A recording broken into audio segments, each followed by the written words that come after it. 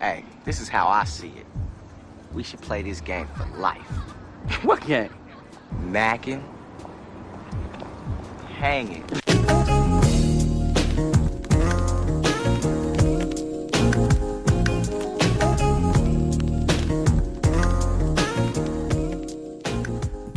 Welcome back to the Mac and Hanging podcast. I'm your host, Trey. This is episode 106, and I'm still here with Meech, Yes, sir. Rico, What up, though? and yeah, we back for another week of fire ass content. We actually been. I feel like we've been in our bag these last couple episodes, and I've been seeing a lot of positive engagement out there. So I want to shout out to everyone who's been supporting and checking into the podcast and shouting us out. So we really appreciate that. And last week's episode was dope though, because we had Will and King on. So shout out to them for coming through. We really appreciate that shit.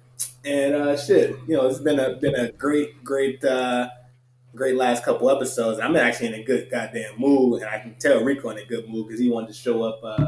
Sure, y'all niggas ready to have a little session of appreciation for each other? I said, what the fuck is that gay shit, bro? Rico, he just loved telling niggas how much he appreciated them and shit. No, hey, Mitch, I already got the topics down and shit. I wrote them ahead of time so we can just jump straight to them shits. But I'm going to start off with you, Mitch. How you been macking, though? This nigga still on mute and shit. Oh, my bad. I'm back. But no, I was saying I really haven't been macking this week because, honestly, every week it ain't a bunch of macking going on. So I really haven't been doing anything in that department, honestly. So, I could skip to my hanging. As far as my hanging goes, I'm working on starting. I got a new show that I'm about to start on my YouTube channel and shit that I will not say yet until next week or whatever because I know niggas ready for the jokes and shit. But I do got something cooking up that will possibly start next week or whatever. But it's more geared toward the kids or whatever. And I showed a couple of people. I showed some kids as well or whatever. And I got the feedback that I wanted from the kids. That's really where that audience is going for that show or whatever. So I got a good feeling about that. When everything comes together, then I'll let you boys know exactly what it is. But that about wraps up my hang. It's been really a basic average week for me. It ain't been too much going on. Yeah, I can't hear nothing y'all saying. Ain't nobody said nothing yet. Trey is still muted. Yeah, no, I was saying that Meech about to do the next Barney and shit. He about to do the hood Barney, like, hey kids, let me show you how to count to 3. Dude, Ugly's about to make a humongous ass disaster and shit. No, Dude about to make one of the worst shows. No, honestly, about to be too damn trash. Nah, I'm actually here for the goddamn joke, so I'm looking forward to the disaster and shit. No, I'm not looking for that to be a joke or whatever. It's just something that I've been doing in my classroom, and I've been noticing like every year, which has only been 4 years, but every year I get a new group of kids or whatever. And what I've been doing in that class that I'm about to start next week or whatever, is been working with every different group of every different class, which is different students in there or whatever. And some of them black, some of them white, some of them, I don't know, Hispanic or whatever. But they all enjoy it. Because I didn't want to show my son first because I'm like, he might like it just because he's my son or whatever. But the other kids, I'm like, they all enjoy this, each one of them or whatever. So. But yeah. Real talk, you might be sitting on a gold mine. I was just finna say, win, young man, win. Some jokes still finna fly, but win, dog. So, but only what I was going to say, you probably sitting on a gold mine because if you can figure out a way of tapping into that kid-friendly market and like do it successfully, you can make. Yeah, you might be the next Kid Bop and shit. No, not even Kid Bop. What's the name of that shit? What's the name of that shit when they be like, what's the name of that song that all the kids were singing back in the day? Who, Baby Shark? Baby Shark. Yeah. Like, if you got a Baby Shark on your head, hey, let me know and shit. You know what I mean? You got a Baby Shark. No, I do know that market is huge as far as like, if you come up with the right product in that market, depending on whatever the age, that you reaching for, that's a gold mine or whatever. And the age group that I'm going for is like 4 to 5 year olds or whatever, because they like easily amused or whatever. And they also like when they watching And stuff distracted. on electronics, they constantly keep hitting repeat and repeat over and over. So I'm like, this is an easy market. And what I got so far, like they genuinely enjoy it. Like it ain't nothing I'm forcing down their throats or whatever. So that'll all come to That shit fruition. about to be lit. Yeah, no, that'll One all. thing I would say is make sure if it's an original idea, make sure you try to get that shit. Like, let's say get that shit patented, get that shit copyrighted. Just because, like, if that shit take off and somebody see that shit, like, what the fuck, and you ain't got your shit back on the back end, they can be like, nah, bro, like you might have did it on. But one thing I can tell you, if you started first on YouTube, whenever you start your own content on YouTube and it's original, they got this thing called intellectual property. So like that by itself can serve as a patent. It can serve as it will be able to withstand in court because you'll be able to have like when you started the idea, the date and all that shit. So you can start that process of having it protected by having original content on YouTube. You know these niggas like stealing. But no, what I'm saying is like somebody couldn't take your idea if you have it originally put on YouTube. You just have to do some further steps to protect yourself. But within court, YouTube original channels can serve as intellectual property without you going to get copyright. Like if somebody had their own original content on YouTube and somebody tried to copy that idea, you were able to sue them based off your intellectual property that's presented on YouTube without the copyright. Like as long as you have it, because that's the shit I learned from Star and all that shit of like, and what the things he's doing, somebody can't just take your image and put it on their channel, or somebody can't just take an idea that you originally started and put it on their channel. Like exactly the exact copycat is what I'm saying. So Yeah, that you kind of protect it a little bit, but you have to go through and do the copyright and all that shit. yeah, no, I definitely thought about all of that. But yeah, on Friday I had showed the class or whatever because I just wanted to see the reaction, and I'm not lying. I swear to God, it was done in like a standing ovation, like kids shoving and pushing each other so they can make sure they see it or whatever. Everybody loved it or whatever. So I was like, I might be owning something here. So this ain't for the adult audience. I expect y'all to clown me, but I don't care about that. What the reaction I seen from the kids was I mean, the genuine. jokes gonna fly, but the support gonna be there too and shit. You said what? I said the jokes go fly, but the support gonna be there too. Oh yeah, the jokes going. But that's anybody trying to do anything. We flying them jokes, but we all like we was making jokes to Rico going back to school, but we also support that shit. Oh no, that's a fact. And another thing, so jokes gonna fly, but niggas.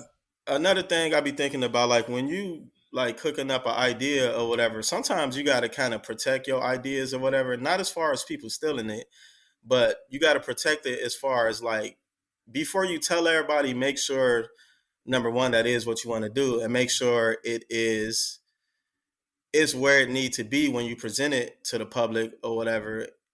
You just got to sit on it first, because if you hurry up and tell a bunch of people, then people may give you they may criticize, give you different thoughts, and they might fuck up your whole direction of where you was going or whatever. So, well, I would give a little pushback on that shit. One thing I would say is the quickest thing I feel like you should do is just to jump out there, because like that's what we did with the podcast and shit. Like from idea to just jumping out there, like from where it started to where it is now.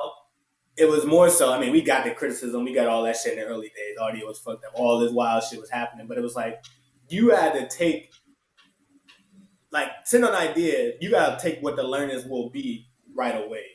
So you would just have to, like, even if it comes out bad, people like, nah, they flaming you. Like, remember when we used to drop pods and you usually be like, nah, that shit trash, this might be the worst. You know what I mean? But, like, taking all of that criticism, some of the jokes that come whatever, but, like, don't sit on it. Allow the idea to, because once you start playing around with it and keep moving it around and around and around, and you start doing it more and more, then you start to be like, all right, let me tweak this, let me do this, because like that's kind of how the podcast was. Like originally how we had the theme song in the beginning, then it was like, yo, let me tweak this, let me add this little thing in the, you know what I mean, like, yeah, but see how the fans are reacting and like how we were.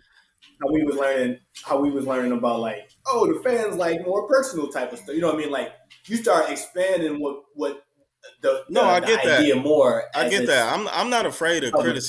criticism. If it's anybody in our group, I feel like I'm definitely not. I get criticism when I put up something. Nah, No, hold on. I'm saying I nigga get go stand behind you 100% and shit. Like no. we I'm ain't gonna not. let nobody else clown you. No, we smack the shit out of somebody else and shit. No, I'm not saying that. I'm saying when it comes to criticism, I'm not. That's not a worry for me because like I can just throw up a regular picture and whatever and get criticized for that. So I'm not worried about that. I feel like I deal with that on a regular basis or whatever. So like I said, it potentially might come out next week or whatever. So we'll see. I'm not worried about criticism. That's gonna happen. I want that to Yeah, happen I'm to just saying, help just make do people it. Just make it better. I'm not. Yeah. yeah. And my point was just to just do it, and then like even if the idea isn't flushed out, that's another idea that I heard from. I mean, only why I keep saying Star because he's one of the goats and shit. But he was saying this exact shit. Like whenever you like, if you want to start a podcast or you want to do whatever, as far as like content wise, whatever, he was like, just do it. Like the more you do that shit, the more you fine tune it. So like if you if you just jump out there, whatever the fleshing out has to be, just let it flesh out as you progress. Is the summary of that. Yeah, I get that, but we can move on though. But yo, Rico, how you been backing though? I'm same as Meech. Ain't shit really too much been popping and shit. Took my baby to the museum last week. That was cool. Me and my wife agreed to start a little health journey and shit. So she down 5 or 6 pounds, and then I'm down 10. Have You'll my keep making tea. up lies and shit. No, that ain't no lie. Nigga got his You rice ain't cakes got and no shit. goddamn 10 pounds. I gotta eat rice cakes, and You I'm know drinking tea damn now well and you ain't shit. eating none of them rice cakes. Uh, You still pouring them bitches down the toilet. Now that I rice, have been nah, actually nah, them that rice shits is cake. actually fire and Hold shit. on, that rice cake. He be mixing that shit with a quarter pounder, and still got a quarter pounder on top of that bitch. Hey, This shit that's all healthy as right. a bitch. Hell Hey, no. I can see the starving in your eyes and shit. It's okay. I'm right there with y'all, man. Um, it ain't been too much shit popping off as far as like my hanging and shit going. I just been focused, bro. Like I just got a few things in my head that I just keep telling myself, like nigga, just stay down, no matter what the situation is. Just be consistent, because I'm not Mm-hmm. really a consistent person when it comes to certain things. So I'm really pushing myself to be consistent as far as like staying on top of like my homework, schooling, just everything. And that's pretty much is it, bro. Just grinding for real. Ryan time. How's school going? That shit going real good, man. Real good. Like I like my teachers. I'm getting engaged like fucking shit. Like, no, this like me really like taking that shit serious. Like, you know what I'm saying? Talking to the teachers after class. I'll be going in early and shit. Like, I'm just really That's just dope trying to, though. Yeah, just trying to progress, and like, you gotta yeah, respect I'm that. just really just trying to put my stamp in and progress, bro. So I'm gonna do some Yeah. homework after we get done with pod actually. But other than that, I just been slow motion, bro, just really chilling. And one thing I'm gonna keep on drilling. Never forget these moments, bro. When I say these moments, I mean like that shit that's pushing you right now to do all this shit. Because I said this on another podcast before. It's like once you get everything you're trying to get, you probably will forget that energy that's pushing you to do all this shit right now and shit. It's like you start. It's almost like you get content once you get to a certain level. So Yeah. my biggest thing, because that's one thing I've been finding out. Like once I keep progressing, the shit that pushed me there, I'm like, yo, do you still have that same thing that was pushing you, like to go to class, to read all this extra shit, to work late, you know what I mean, to do all this extra shit? Just remember that's pushing you. Try to Yeah, remember I that. don't think Maybe I don't think write niggas some of that shit that's understand. down. That's like motivating you. Write that shit down. So like when you do achieve everything you will achieve, you can go back to that shit. Like, why did I I don't think start? niggas understand being an adult has so many freedoms to it, but it also has so many things that can be stagnant and can like really hold you back. Like Oh, yeah, it's it be days where I really don't want to, you know what I'm saying, really don't want to read into my books and shit like that, but I do it. I force myself to. That's a new space for me. A new space for me is doing the shit that I don't want to do, knowing that I really need to do it and shit. You know what I'm saying? Like, and it feels good once you get done with it because it's like, damn, I really And another big thing is procrastination and shit. I've been really slowing down on my procrastination and shit. Like, nigga, like I can't even afford to play with shit like that because, nigga, if you fall behind on one thing in class, everything just seemed like it just started falling apart. So I'm just staying on top of shit, man. Yeah, and then that's good to hear, bro. And then for me, my Mackin has been cool and shit. Me and Danny been doing our thing, kind of having some cabin fever because we was all stuck in a house for like I want to say maybe the entire of last week and most of the week prior because like the snowstorm. How many inches y'all get? Shit, similar shit that Milwaukee get, like 6 or 7 inches. And shit. It wasn't too bad. I mean, it was regular. It was a lot of snow though, but I don't think we got a foot though. You know what I mean? But it was 6 or 7. It wasn't too bad though, but it was enough where niggas was in the house.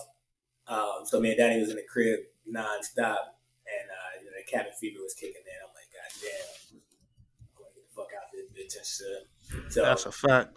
That shit was happening, and so one thing we decided to do is like Danny, she finna go on a little shopping spree right now, and she's out shopping, but she wanted to like get some escape shopping and shit, and then me too and shit. I'm about to go splurging because last week I didn't mention to niggas, but I got a big ass bonus last week from my job that I didn't actually. I haven't even that to us. Bought that much.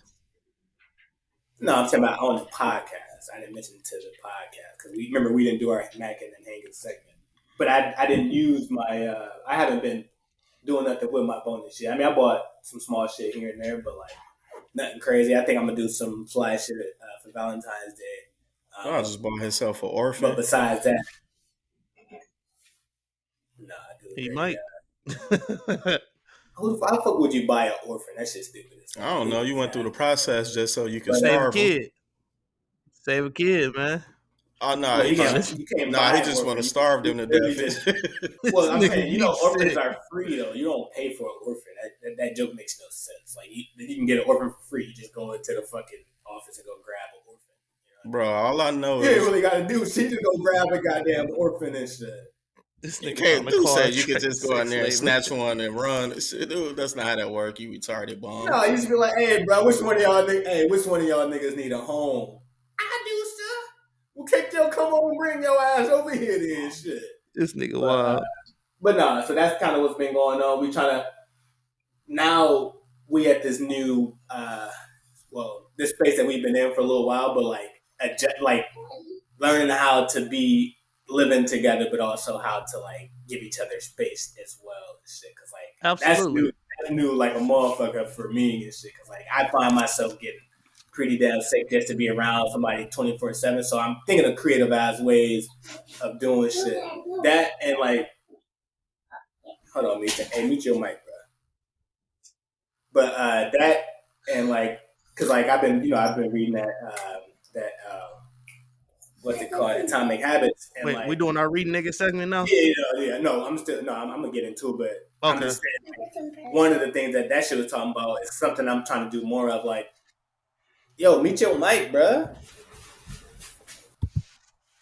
But no, one thing I was saying was like to alleviate it, you got to think of creative ways to give you and your partner ability to find different ways to break up the monotony, especially like the space shit. Especially if y'all, because I know Rico, you was saying like when you and your wife first moved in, you had a separate room and shit. You know what I mean? Oh yeah, that shit mandatory.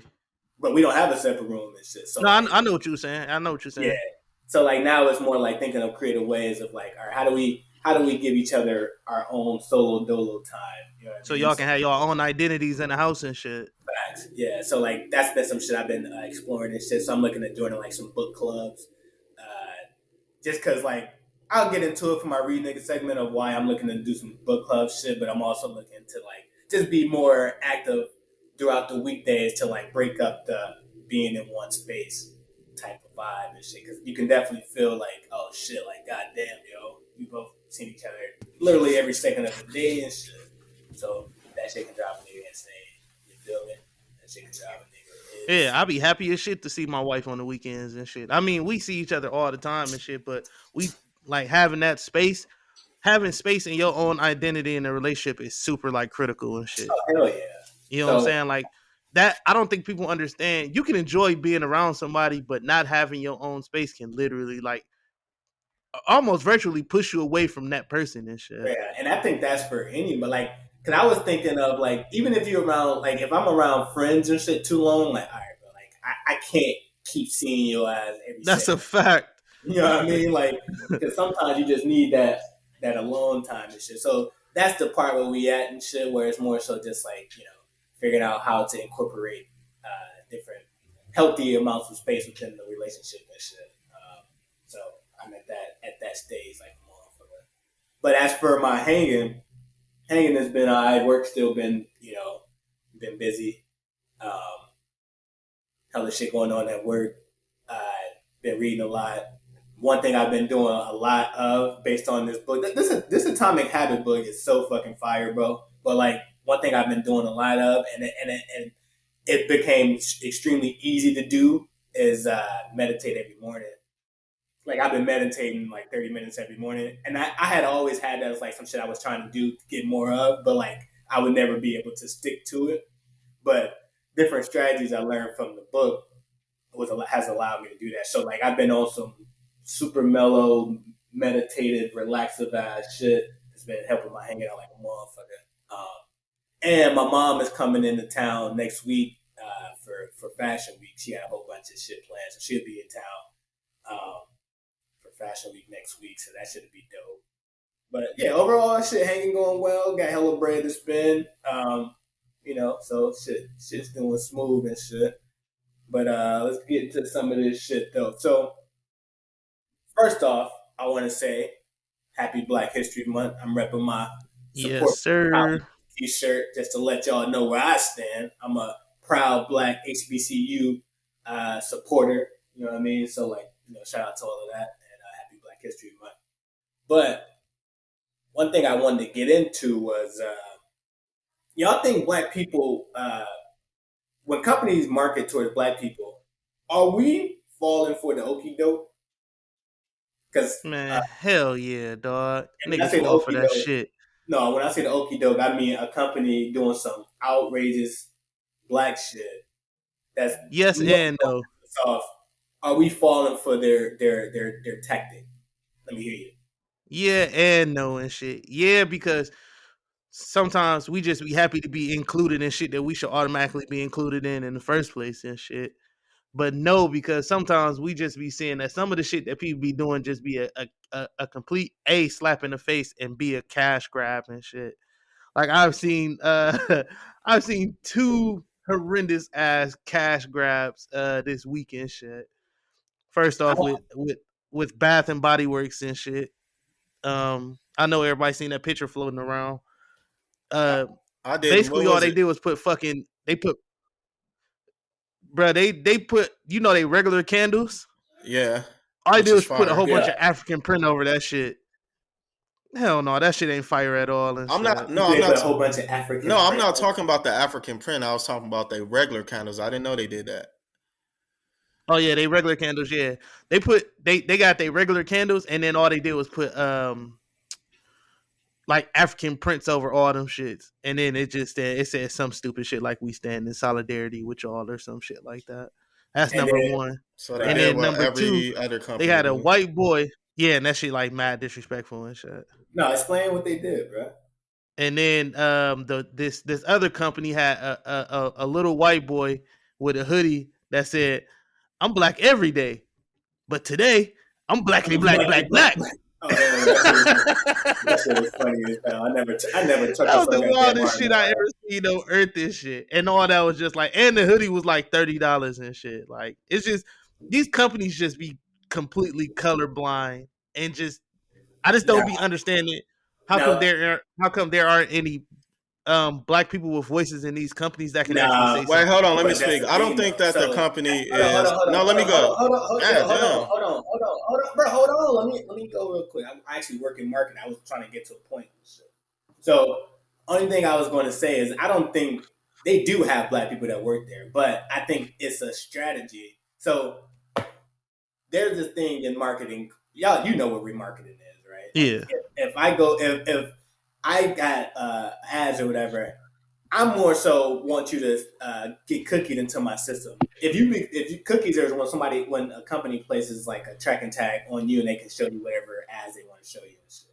So if I'm trying to figure out what company like the Blackity Black shit, right? Let's say that company had a bunch of other shit, but you were just trying to figure out what company decided to make this product, and you're like, what the fuck? They so smart, they'll cookie you, send you a whole bunch of ads that's actually some products you might like. You'll be outraged. You won't even realize that the shit that you supporting is the same company that you was just pissed off about. Because like the company wouldn't be known and shit. Their whole thing for you is to get you to the site so I can cookie you into my system. So let's say I had that offensive ass shit. You go to my site, you like, what the fuck? You get pissed off. Mind you, they might wait like 3 weeks, 2 weeks, or some shit like that, and I'm gonna start sending you products that you don't even realize it was from the same company that you was outraged about. So I might send you a fly ass hoodie, and you might be like, "Oh, this shit fly." I said, "Where the fuck this shit come from?" Oh shit, let me buy that. And I realize that's the same company that created this other shit. Because like, answer me this, Rico. What company created the Blackity Black shit? Oh, it was definitely some white people from CG4 and shit. But you don't know the name of the company, right? Oh no. Right. No. So imagine if you just find some fly shit. The company that decided to send that fucked up shit, you went to their page, and then on Instagram you scrolling down, you see a whole bunch of fly shit that you want and shit. Not knowing that it's the same company that just sent that outrage shit to you and shit. You get what I'm saying? Yeah, I hear exactly what you're saying. So it's basically like, you asking me like, would you still buy it and shit? And no, I'm not saying still buy it. I'm saying you wouldn't even realize you were supporting the same company. It's a strategy that they're using to get you to their website to show you other products that isn't related, but you wouldn't realize that's the same company that did the offensive shit, is what I'm saying. Yeah, that shit wild as hell. Like, nigga, everybody else gets celebrated, but black people just always get the mask on shit. That shit like mad trash and shit. I mean, the one time on earth I ever seen black people actually in solidarity and like everybody like rocking they shit the way that they're supposed to get rocked was when Black Panther came out and shit. Yeah. But no, go ahead, Meech. I mean, shit, my brother pretty much took the point I was gonna make. I think, I just think that's a strategy or whatever. That's done purposely. I think they literally have a department where I wouldn't know the exact name of it or whatever, but like when they come up with like shock factors or whatever, I think that is literally a department. Outrage market. Yeah, I think that's a department that runs that or whatever. And we fall for it every time we get outraged and shit. But at the end of the day, we putting attention on this company, like my brother said. So then what? I don't even know why we pay this goofy shit. And I'm not outraged or nothing like that. Yo, but I'm not outraged or nothing by it. I just be feeling like the shit that I just be feeling like for all the shit that black people go through, I feel like we should be included in certain shit. You know what I'm saying? But to play caveat to that though. Sorry, Trey. To play caveat to that, I mean, Bath and Body Works could have came out with a candle that smelled like candy yams, and then niggas still would have been complaining too and shit. So. Also, let me say something. Let me say something else. It's by design.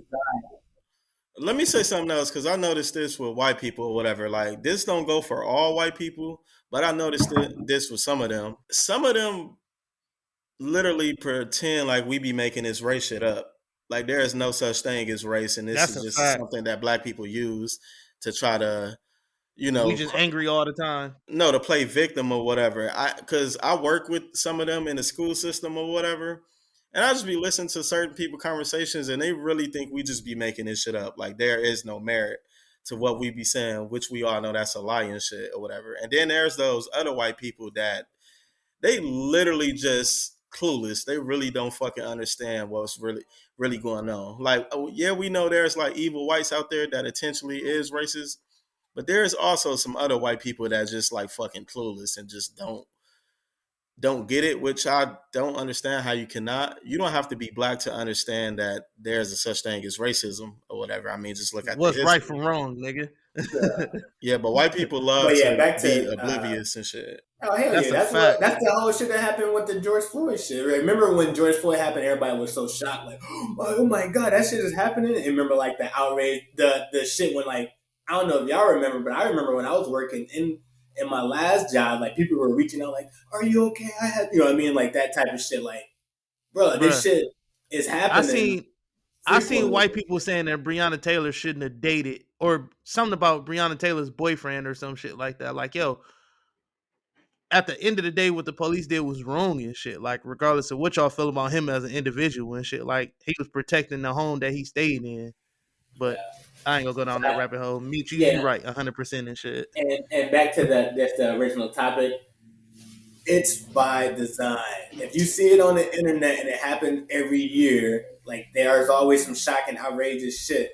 It's by design to get you outraged. It's not to get you outraged. It's more so to get you to this website so I can have extra tracking on you. And me, when you was like, there's a department. Yeah, department's called digital marketing. That's the department I'm in.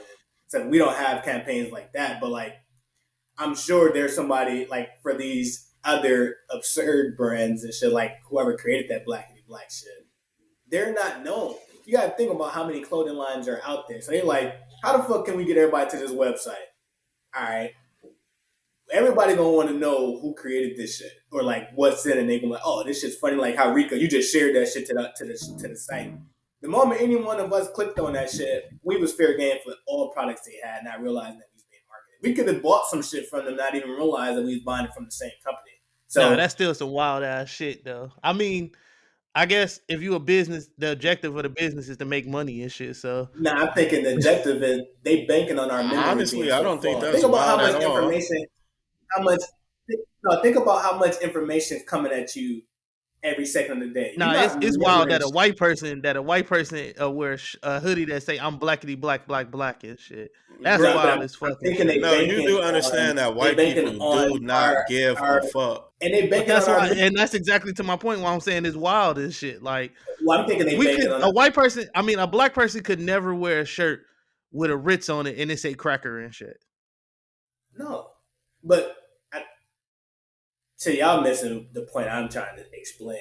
No, I'm not missing the point that you're trying to explain. I hear you. I was arguing with Meech and shit. You know what I'm saying? Like, black people don't have that luxury to do the shit that white people do and shit. I'm not arguing. You know what I'm saying? But you right, Meech. No, you right. It ain't nothing to argue about. You right. The thing I'm saying is we can take the same strategy. We have taken similar strategies before and shit, but it don't always work out for us. It kind of fucks us over. But the strategy I'm saying is they banking on our memory to be, you're not going to, because there's so much fucking bullshit that happened. You forget the shit that a company has done. You just remember the brand and shit. Nah, you 100% right on that too. Like niggas like me ain't forget about H&M or ain't forget about but like niggas, Gucci and all of that shit. About this though, if you were, let's say you was outraged about Gucci, you was outraged about H&M, and you went to their site to go see what the fuck is these niggas. No, doing? I said I didn't forget it. Shit. No. I said I wasn't outraged. No, not you. I'm talking about hypothetical. Oh, niggas in general, yeah. Yeah, let's say you was like, what the fuck? You went there, and that happened 2 years ago. Once you went there, you cookied in their system. You know what I mean? You cookied, they got you and shit. So once your outrage go to something else, they start sending you marketing and shit like, all right, this nigga's ready. They start sending you all type of shit. You know what I mean? New H&M hoodies. Remember when Gucci did that shit? And then like fucking 6-7 months later, people forgot that motherfuckers start supporting Gucci. 6-7 months later, niggas was doing that shit 2-3 weeks later. Hell yeah! I'm starting to learn. I'm really starting to learn. Like, as far as like social media and everything else, though, if it really wasn't for the pod, I really wouldn't talk about a lot of this shit. Cause niggas ain't united enough and shit. Like niggas be outraged for a second, and I'm not even outraged at that shit. I'm more amused and laughing at it than anything and shit. Like I be in awe at the audacity that some shit be that some of these companies be pulling off and shit. But like Meech said, sometimes you shouldn't even be surprised and shit. Cause at the end of the day, like you said too, Trey, like niggas' memory span is short. Something that happened next week and everybody forget about this whole thing and shit. And that's my next topic is, do y'all think outrage marketing works? Like, do you think it's a tactic for the company? Are they seeing positive returns on using that strategy? I don't know. I feel like white people are wear coolest in the monkey shirt and shit, or coolest monkey in the jungle shirt and shit. No, we really don't have that's to. not what I'm saying. Like, we really don't have to like go over this because honestly, shit, my brother literally just broke you. You literally just broke this whole thing down. Of course, this shit working. That's why they keep doing it. You literally just explain facts. Yeah. That's why all they I was doing looking for. Yeah. You just want your Facts. credit. No, but we they just head hit it ass. around the head. Like, no. I know you. No, I'm saying you just hit it on the head. The fact that it keeps happening year after year after year after year, meaning they're looking at the numbers because, like, when we run any marketing campaign on my end, we look at the return on investment. They look at a return on ad spend, so they can literally look how much money we spend on this ad and how much revenue that shit generate for us. They look at that shit like, yo, every time we run some outrage marketing shit, we seeing like a 6-to-1 return on whatever the fuck. So like, they were like, yo, the small shots we gonna get versus how much we gonna see in the long run is probably crazy. So I'm thinking that shit, they looking at it. I would never run no shit like that, but they looking at it. And the wild shit about it, who knows, bro? Because I work with a lot of black people in digital advertising for the company I'm at. So it could be somebody we never know who might be helping to lead some of these charges. You know what I mean, but another thing I wanted to get to that's kind of like in a similar vein is I'm noticing there's a rise in scam culture. And I say scam culture, I mean, so my homeboy, he lived in Atlanta and shit. Apparently they was scammers are getting like hella creative and they creating these fake parking tickets and they putting them on people's cars, and then like if you decide to pay that, they taking your credit information and like splurging with your shit. That shit wild as hell. But not even that shit. I was watching this documentary on Netflix, the Tinder Swindler. Yeah, I watched it last night too. And I'm like, yo, there's a rise in scam culture. But my question to y'all: should we be concerned with the amount of scams out there? Yo, Absolutely. Nigga, these scams is getting way more competitive and complex by the day and shit. Like, scamming used to be one of them things where you could just, take a credit card number or, you know what I'm saying, act like you a telemarketer or some shit like that. oh yeah, no, this shit get complex. The scam is all the way out the game now. Like, niggas don't even need to be near you to steal no shit no more. Like, it's wild now. And if you really want to be honest, niggas is scamming with legit businesses too and shit. Like, the scam is just at an all-time high on all levels and shit. The pandemic has put scamming to the ether of scam. Like, it's at like the pinnacle of scamming. Oh, it's at the high. It's at the highest. And it's only gonna get higher and shit. Bro, like, the amount of time niggas that wasn't working had the creative capacity to come up with some of these elaborate ass scams is just like first you think about the PPP loan shit, you think about the credit card shit is out of the game. We was involved in a scam last year doing that shit, and we didn't realize it. Like, it was such a scam environment. You just got fucking swarmed by that shit. Nah. They even it's a dude out there right now called TJX with a scam Bible and shit. Like, dog, it's tough out here, man. You just gotta always just, keep your stuff on lock, man. That's the only thing I can tell you. And the Tinder dude, I was telling Trey had told us to watch the little Tinder shit last week sometime, so I finally watched it yesterday. The Tinder Swindler dude was a beast. I ain't gonna even hold you. Fucking monster, bro. This nigga had planes, all type of wild shit. Bro, he was scamming 3 different women at one time, using the money from each of them to take other women on dates and shit. And then he was making it seem like the fucking mob was out to kill his ass. Like, he sent his girlfriend fake pictures, and he got his girlfriend beat up and shit. Y'all not explaining. Like, he snapped. Y'all are not explaining the scam. Like, what did he scam? All right, so here's the scam.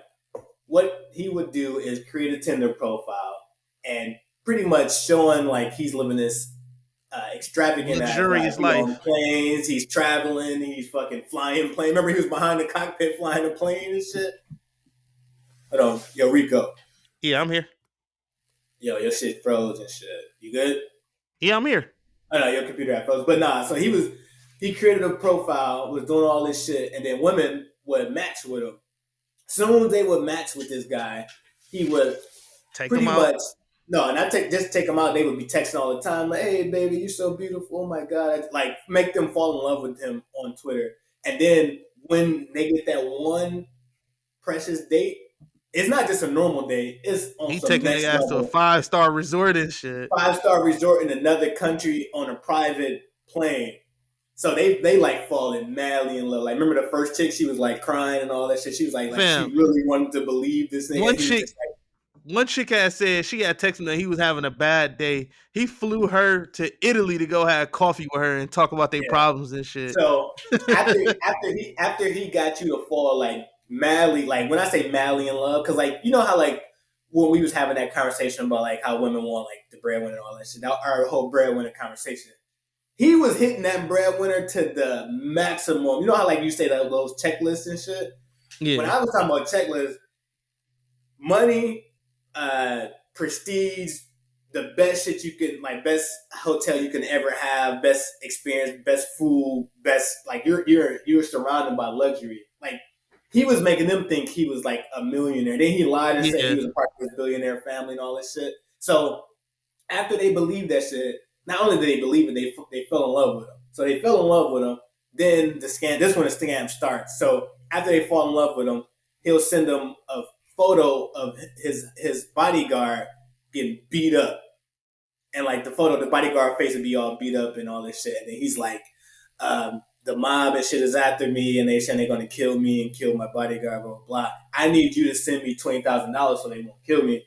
And they be like, oh my god, blah blah. He's like, no, and I'm scared for you too. So we gotta kind of like slow off our communication, and not be around each other, because if they notice I'm with you, they're gonna try to kill you as well. So then a woman be like, oh my god, I gotta figure out how to help you. So they'll just start sending him money. All right, let me tell you something. Let me tell you something. Let me finish explaining this shit. I just want to get the whole scam down and shit.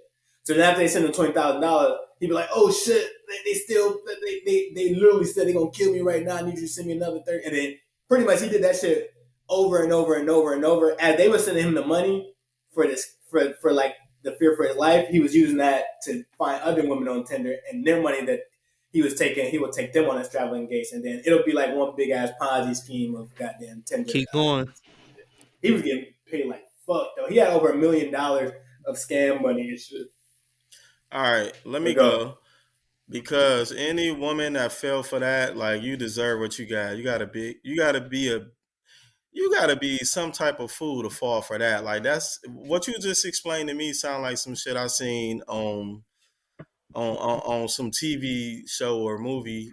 Like that can't be real life. If you actually fell for that and thought that was real life, then more props to him and shame on you. I mean, and then you have to look for it, dog. Hold on. I'm not done. Let me finish. And also, going back to the original topic, is scamming up or whatever. I feel like scamming have always been a part of America society or whatever. There's probably new ones out, but scamming has always been a thing. So I'm not really too concerned with scamming, because that's always been the way of life and shit in America. And then the next thing I wanted to ask y'all, have y'all ever been scammed? And if so, what and how that happened? Hold on, I want to go back to your point to saying scamming is not up, because I disagree with that 1,000%. Yeah, scamming up like fucking shit. Like with the rise of technology. I never said scamming is not up. I said scamming has always been a part of America way of life.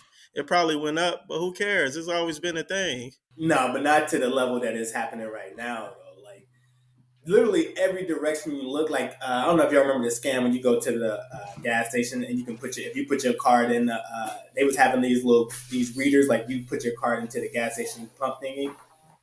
Somebody would have a tip reader. It would read your card number, and they would be able to scam you. Like what we're saying is up. We're saying like if literally most of the time back in the day, you didn't have to look for scams everywhere. Now it's like, all right, if I go to the gas station, I could possibly get scammed. If I go to the grocery store, I could possibly get scammed. If I log onto the internet, I could possibly get scammed. Even when remember when I posted that Instagram post? And then old boy started commenting. I was like, we get an engagement, Oh whatever. yeah. And King was like, no, bro, because like he said something, but then he had a link. If I would have clicked on that link, it possibly would have been something that was going to steal or put something on my computer and steal everything from me. So like, what me and Rico was saying is like, yeah, there's been scams in America, but not at this volume that there are. Like, there's so many scams everywhere you look. You really can't escape scams. Now Rico's saying like some dude had a scammed out Bible, like, bruh.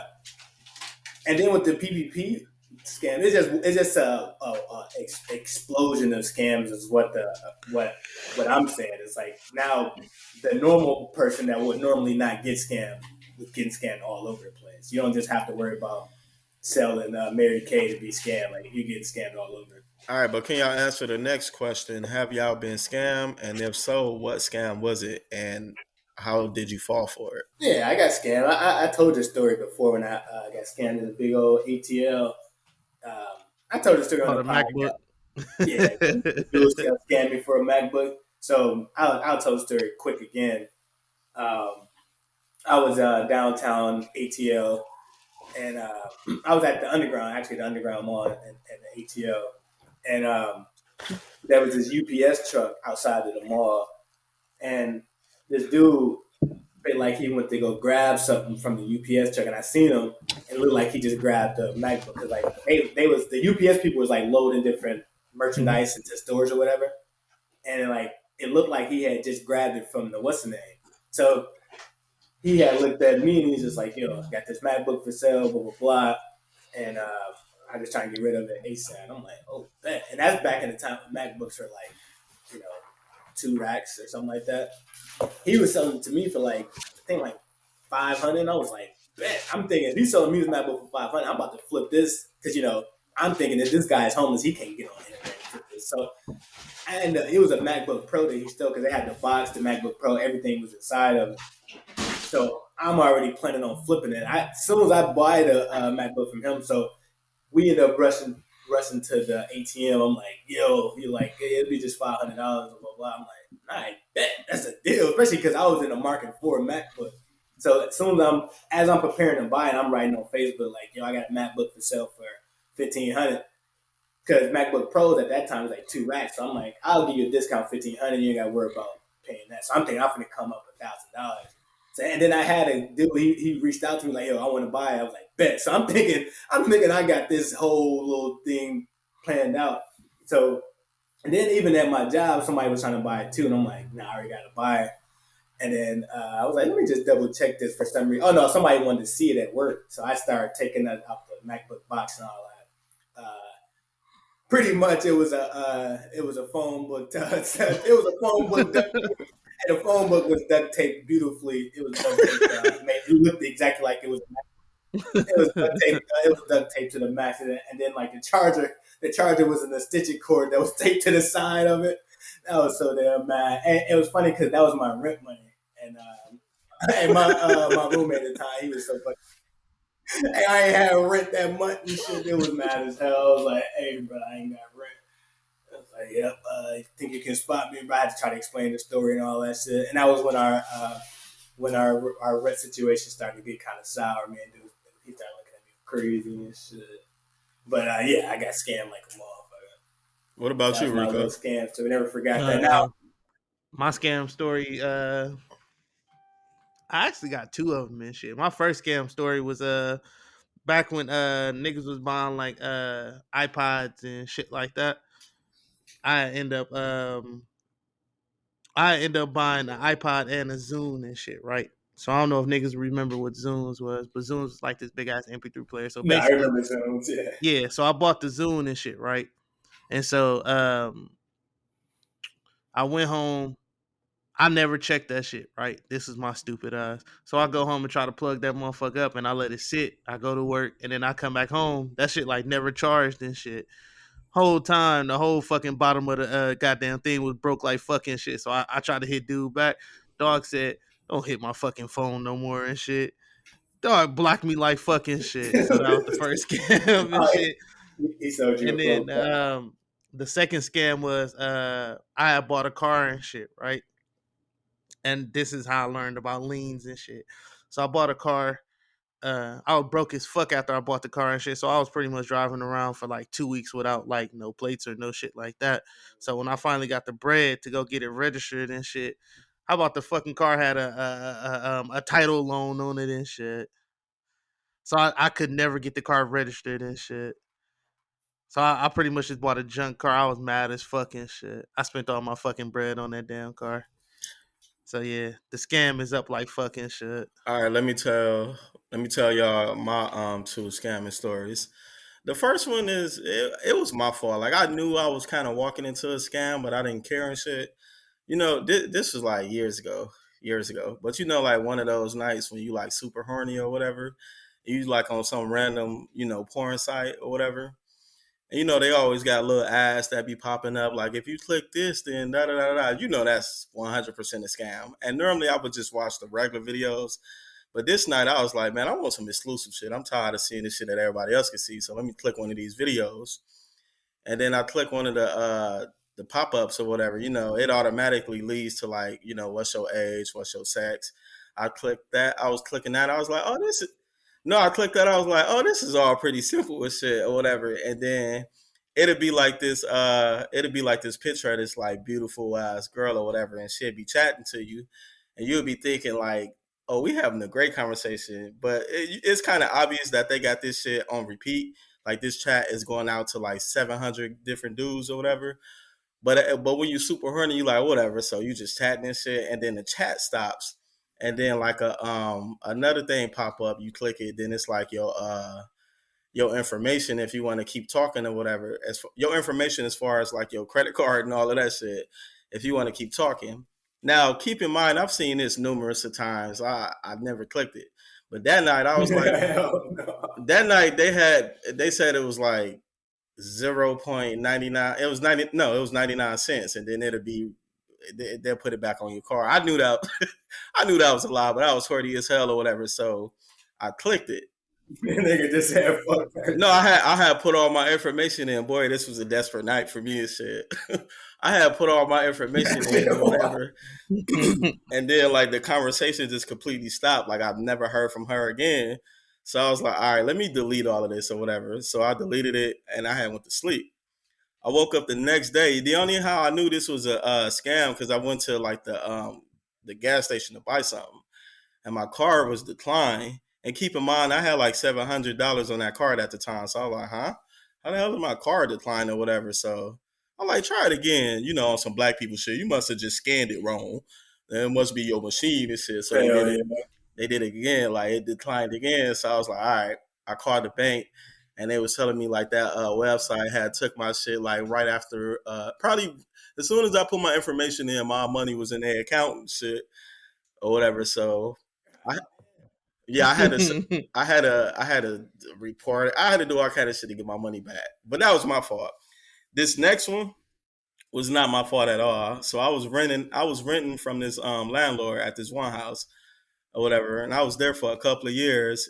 And out of nowhere, I had got a letter in the mail saying he no longer owned the house. It was the state of Wisconsin or whatever, and I got to move. So I was like, what the hell? So I contacted him. I was like, what is this about, you no longer owning a property and I have 30 days to move and whatever?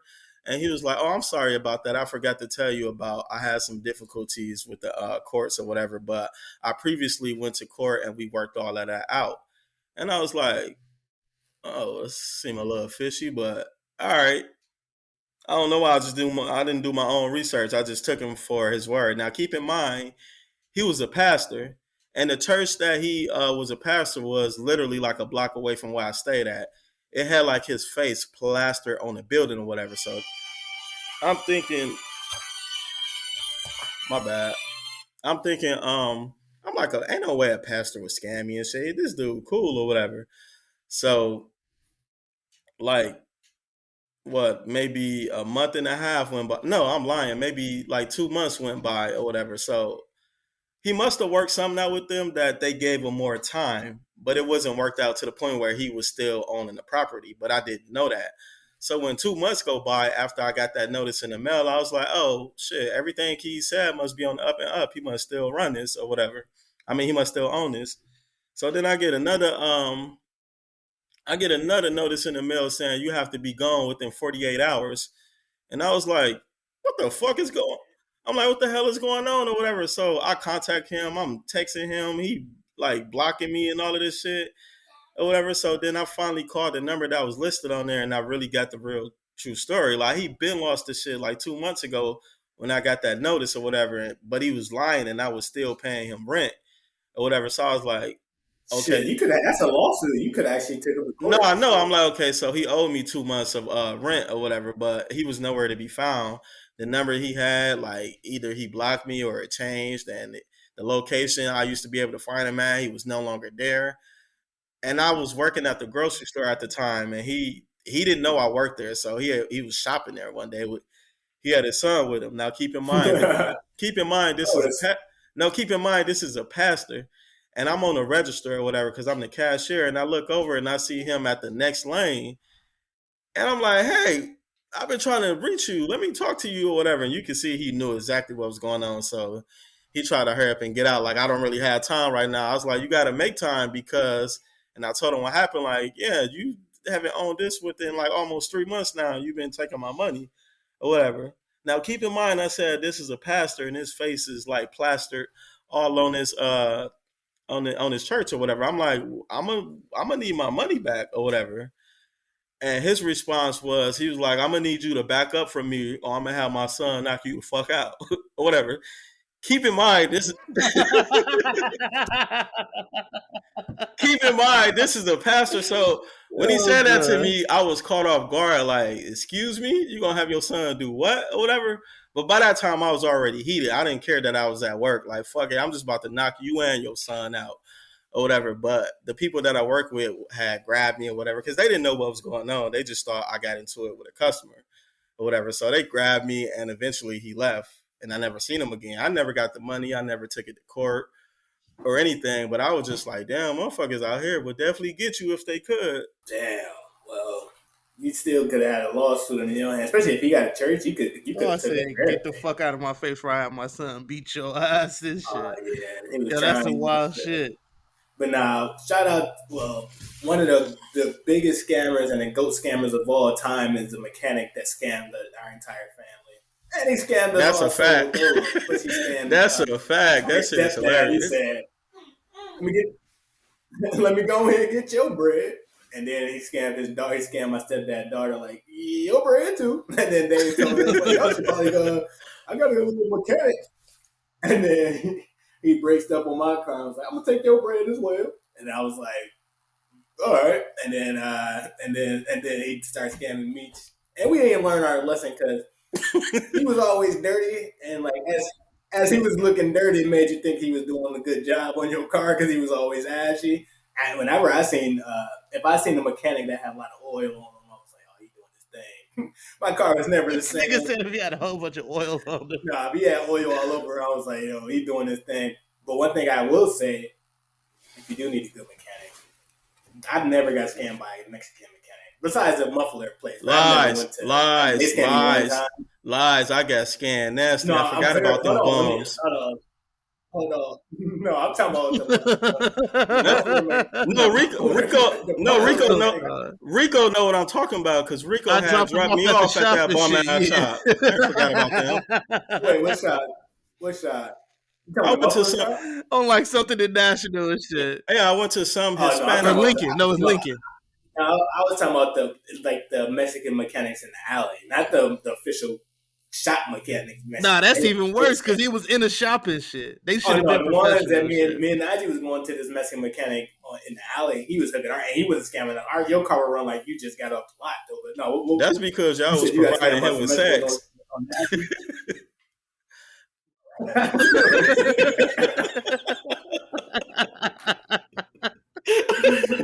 That's only how you can.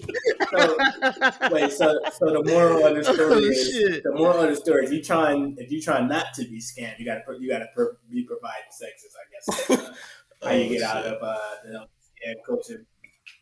This nigga said you was providing it with sex. Oh no, let me tell you, I forgot this other. I forgot the other scam when I took my when Rico dropped me off there. So the mechanic my brother just spoke about that scammed the whole family. I was like, shit, I ain't finna take my vehicle there this time. Shit, he ain't gonna get the job done. I'm finna go to the Mexicans. They be getting you right. So Oh, you got scammed afterwards. You got scammed after him. oh yeah, I got scammed by him and them. So shit, they both was double scamming me. That was a double tag team scam. But yeah, so I was like, I'm gonna give him a break or whatever, cause I'm just gonna fuck with somebody else or whatever. So I'm like, they had a shop too. The Mexicans, they know what they doing when it comes to working on these auto vehicles. They about to get me right. So I take them there. I take my That's a vehicle fact. there, and I tell them I was like, my vehicle is leaking oil. I think it was leaking oil and gas. I don't know. That's what the other scam mechanic said. I don't even know if it was doing that. I know it was doing one of them. I don't know if it was doing both. But that's what I told them or whatever. So they was like, okay, we're gonna run this little test to show us exactly what's going on. Da da da. I was like, cool. They ran the test or whatever, and they was like, okay, here's your problem. This and that. I was like, yep, that's exactly what I thought it was, or whatever. So cool. They was like, all right, well, you need to do this and this and this, and it's gonna be this much. It was like shit, like damn near $1,500.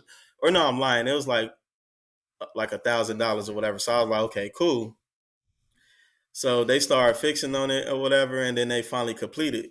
Completed. It took them longer than to be expected, but they got it done. So I was like, cool, no problem. Gave out $1,000. Thank you, man, because that other mechanic was stressing me out. So I pull off. I'm, driving and shit or whatever. And I didn't even notice it until I got to my job. And I look at the parking spot. It's just a bunch of shit just leaking. I'm like, what the fuck is this? Or whatever. So I take it back there the next day. And I tell them, like, I noticed something's still leaking or whatever. Like, I thought you guys, corrected this problem. And then when they looked at it, they was like, oh, yeah, the leak there. Yeah, you still have it. And I was like, what you mean I still have it? Like, that was the whole point of me taking a vehicle here. And it was like, well, we had to fix something else I never asked them to touch or whatever. Never asked them to touch that at all.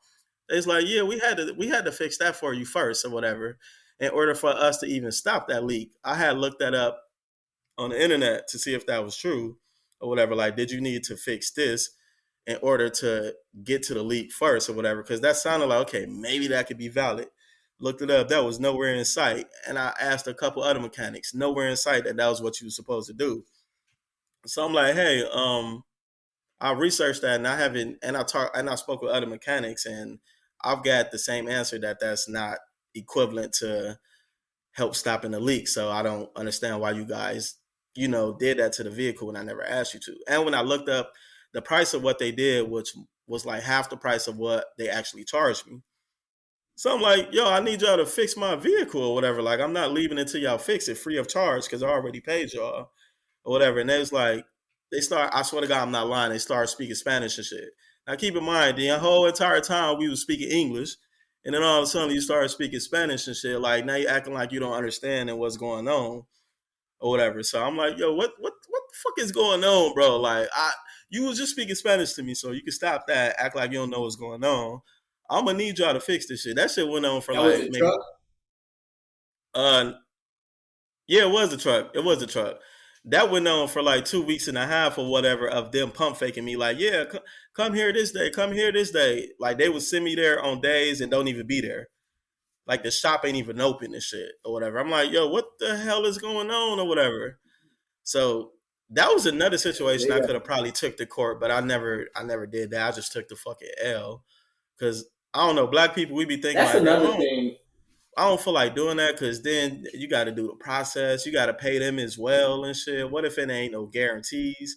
Then I lose some more money out of the whole situation. So that was another situation that went Yeah. left for me and shit. Back to the original topic was, should you be concerned? And now it's like, yeah, because it's scamming at every level. Because back in the day, the scammers that we had to look out for were what? The mechanic scams, the typical scams. And now there's scam traps everywhere. But so if you out there getting scammed, let us know. We would love to have a good little chuckle at that. You know what I mean? Because y'all chuckle. I'm pretty certain y'all are chuckling at some of the scams that occurred at our expense, especially me, because he appeared to be the most scammable person out the damn crew and shit. Me's been getting scammed since 1992 and shit. But speaking of scams, Oh no, you in a or scam I right don't know how now and y'all feel shit. about Your girl only dating you because of a scam. it. Ooh. But no, speaking of, I wouldn't say that this is actually a scam, but let me get y'all take on this shit, yo. Did Jay-Z sell out black people for the Super Bowl bag? Again, did Jay-Z sell out black people for the Super Bowl bag or the NFL bag? What makes you think Because he? What makes quick you even backstory, come hold up with on, this quick question? backstory, quick backstory. So we got an all hip hop Super Bowl halftime show. Janae and Mary are singing the Super Bowl pregame, or Janae is singing "America the Beautiful" with Mary. Mind you, in the backdrop of Colin Kaepernick protesting the flag, like we wasn't even not to mention that we weren't standing for the national anthem. But now we're finna not only sing the national anthem, we're finna sing the remix of the national anthem, "America the Beautiful." I ask you fellas again: did Jay-Z sell up black people for the NFL bag? And more context, that I don't know if y'all been paying attention to that coaching shit that's happening in the NFL where old boy was getting scammed. Like, NFL don't really be trying to hire black coaches at all. And Yeah, old Bill boy, Belichick had fucked up the text. no, not even that. Like the guy, I forgot the guy's name, but like he was Brian never Lef- being considered. He was Brian getting fake. Flores, I think. Yeah, that's what I'm saying. Right. Bill So no, Belichick had fucked the text up. He had hold on. Let text me explain. another dude Yeah, congratulations. let me explain. So Brian Flores was getting fake interviews across the NFL because in the NFL they have this rule called the Rooney Rule, where you have to interview minority head coaches. Brian Flores was getting interviews across the league from other teams, um, He's a but they black was man, by the never way, so real the interviews. They audience was more know. so like, yeah. And then they just had to check that off the list. Like, all right, do we got our minority interview? Check, check, check. And then Bill Belichick, the coach of the Patriots, had text Brian Flores saying, "Yo, congratulations on getting a new job." When he meant to text Brian, I forgot the coach's name, but his other white guy named Brian something. And dude was like, "Yo, why are you texting me that?" But the context of that story is like there's still a lot of racial issues within the NFL, but now we finna do this all black halftime show with this all black pregame singing their praises, giving NFL the black publicity that they've been trying to get for the longest. Of like, yo, black people, y'all can start fucking with us again. Because remember, black people was like, I'm not watching NFL because they're racist. So I ask y'all again: did Jay-Z sell us out to get that NFL bag?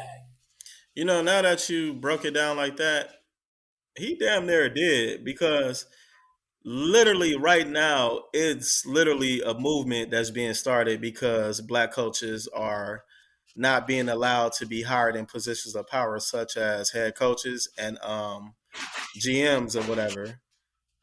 And like as far as like the owners, most of them are white. I think all of them except maybe one or whatever, and they don't give no fuck. Like the whole complaining was like there are some job openings in the head coaching vacancies or whatever, and they're all being filled by white people that some of them have like low credentials where you can't even justify why they got that job outside of you liking them and they being a white man or whatever. Outside of Versus nepotism. versus like another black man who got all of these qualifications saying they should get the job and they still not getting it. So with that being said, Jay-Z, yeah, he did sell us out or whatever. Cause like, and to make it worse, the Super Bowl stuff that we got, that's the same as like big companies putting Black Lives Matter on. That's like, we're gonna give y'all, we're gonna put this little fake stamp on to make it seem like we rocking with y'all. Like, hey, we gave y'all a black Super Bowl performance. Like, what more could you want from us? Like, we would like a job. And We would like positions of power. We would that's a like to fact. be leaders. We would not like to be, That's a fucked fact. over and all of this other shit. And for Jay to come off as like pro-black, it's no way that you can not see what's going on. And even if he don't have that position to like directly try to make change in that, he can still make some type of waves. And then, like you said, the song that we singing represents America when it was pretty goddamn racist. Like, why do we even want to be a part of that. Hey man, listen. In Hold the on. great words of Jayz, I'm not a businessman. I'm a businessman. But no, And that's let the me do thing. my business. No, but Damn. no, I'm saying that's the thing. Like Why are you smiling we for? You give goddamn Jay-Z the sellout. biggest pass. No, we give Jay-Z some of I'm, the.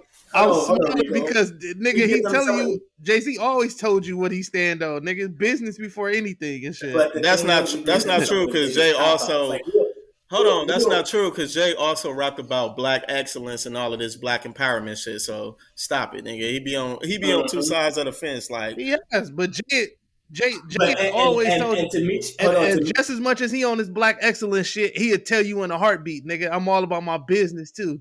No hard No, but feelings. when Jay Z preaches black excellence, we think he's talking about at the macro level. He's talking about micro. He's talking about black excellence for himself. Like he's like, yeah, black excellence. I'm trying to be the one that's the billionaire. I'm trying to one to I'm trying remember. to be the leader of the new free world, nigga. Nah, bro. He's selling us down an old pipe because you got to remember the thing with like. Well, let me just back up to your point of like I'm a businessman. I'm a business. Let me handle my business, man. Yeah, but at the expense of us. So the thing is that black people, it seems like we always allow Jay. We just give him the biggest pass because it's like, yo, it's Jay-Z. It's like, all right, he said that line, so he's allowed to exploit the culture. I'm not saying that. What I'm saying No, is no. black people Let me finish black my point. people Hold on, let me already finish my point. black Let me people finish my already point. lost this argument when we start acting like we was appointing him the leader of whatever the fuck goes on No, and but shit. it wasn't. He just made it. But I don't want to go there. Let me just finish the point. All I'm saying is because I was having this debate on Twitter with some chick, and she was saying like, "Oh no, but he's a capital. Like we give him the biggest leash when it comes to like, oh no, he's just doing this to do that. But it's like at the expense of us when it comes to being rightfully employed. We already know that the NFL blackballed a player out of the league that was black because he stood up for civil rights or whatever, and the NFL already knew that there was this perceived perception that the NFL didn't care about black issues. They're like, how can we alleviate that? If we have an all black Super Bowl entertainment show, then people are gonna be thinking about this show. They're gonna think about how black it was. Kendrick Lamar is gonna be there. He's gonna be talking pro black, and we're gonna have all of these black figures. It will make them forget about the stuff we did. Back to what we were saying earlier on about the memory. Remember how I was saying like they're banking on our memory to be so short because we outraged so quickly. The NFL might be playing the same game. They're like, if we can get y'all to remember this versus what happened back then, you will think we're synonymous with having this all black. Oh, and I ain't arguing with you niggas. I agree with y'all. I'm just telling you what the man said. I'm just repeating the quote that the man said. Also, another thing I think he should be held. Another thing is I think between Jay and Kanye, I think Kanye do more for black people than Jay do. And let me break this down. Like Jay-Z come off more well put together. So when his thoughts come across, it seemed way more clear and it seemed like he more for us than Kanye. When Kanye come across, Kanye seemed like he all over the place and erratic or whatever. He got the Make America Hat Again, so we just assume that he's siding with like a side that don't fuck with us or whatever. When he say slavery was a choice, we like, aha, there he go again, still not fucking with us or whatever. But if you think about it, him wearing a hat wasn't to say fuck y'all black people or whatever. That was him trying to infiltrate that or whatever to make sure it wasn't what we was all thinking it was with the symbolism of the hat. And also to me, with him being on the side of Trump versus being on the side of the Democrats or whatever, despite how people feel about Trump and some of the remarks he may have said about minorities or even practices that his business did in the early years, he actually passed some laws when he was in the office that benefited black people or whatever. Like he had All right, now let me hold on, I got some rebuts to this shit. No, hold on, and I'm not done. I'm not done. Like also around that time, like when Kanye was around Trump or whatever, they definitely helped get some niggas out of prison or whatever. They also changed the law for people that went to jail for like drug dealing or whatever. They got some of them out free.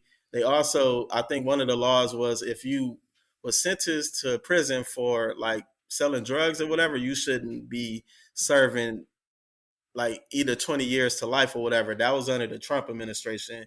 They also passed a law that I forgot the name of it or whatever, but it allowed minority kids to be able to go to schools in all area codes versus just going to school in your community. And they passed some other stuff that was Yeah, that wasn't beneficial. Kanye. All I'm That wasn't saying, Kanye's though, but no, I didn't say Kanye. I said with Kanye being on the long side of Trump, the optics looked bad, but there was actually some things in that administration when Kanye was siding with them was actually better for black people than what the Democrats was giving us or whatever. And then yeah, I think Kanye come across as more of a sellout because every time he say he want to be like somebody, it's like to be like a white man. When he said like Steve Jobs or Walt Disney or whatever. And then when you look at the families, you're like, okay, Kanye, married a white lady and had mixed kids or whatever versus Jay married a black woman, got black kids or whatever. But if we really break it down, like what's some of the major thing that Jay have done for black people that do not benefit Jay-Z himself? Like I know he did the Khalif Brown story and he done some great things for black people. I'm not saying he haven't. I'm saying don't assume that to be Jay is our next. All right, now let me talk. All right. Now let me talk though. All right, so now to say that Kanye does more for black people than Jay, that I would say that's the biggest falsehood that you said. Because I did some quick little research, and that whole thing that you were talking about, the Jay-Z actually created a whole it's called the Marshall Project, and it was Jay-Z and Meek Mills and all that, and that was about actually the things you were saying Kanye pushed, but Kanye was only pushing that because it was through Roc Nation, which is owned by Jay, and that was a Jay-Z initiative about getting like the drug crimes down, the drug offenses down and shit, reducing sentences, all of that shit, like.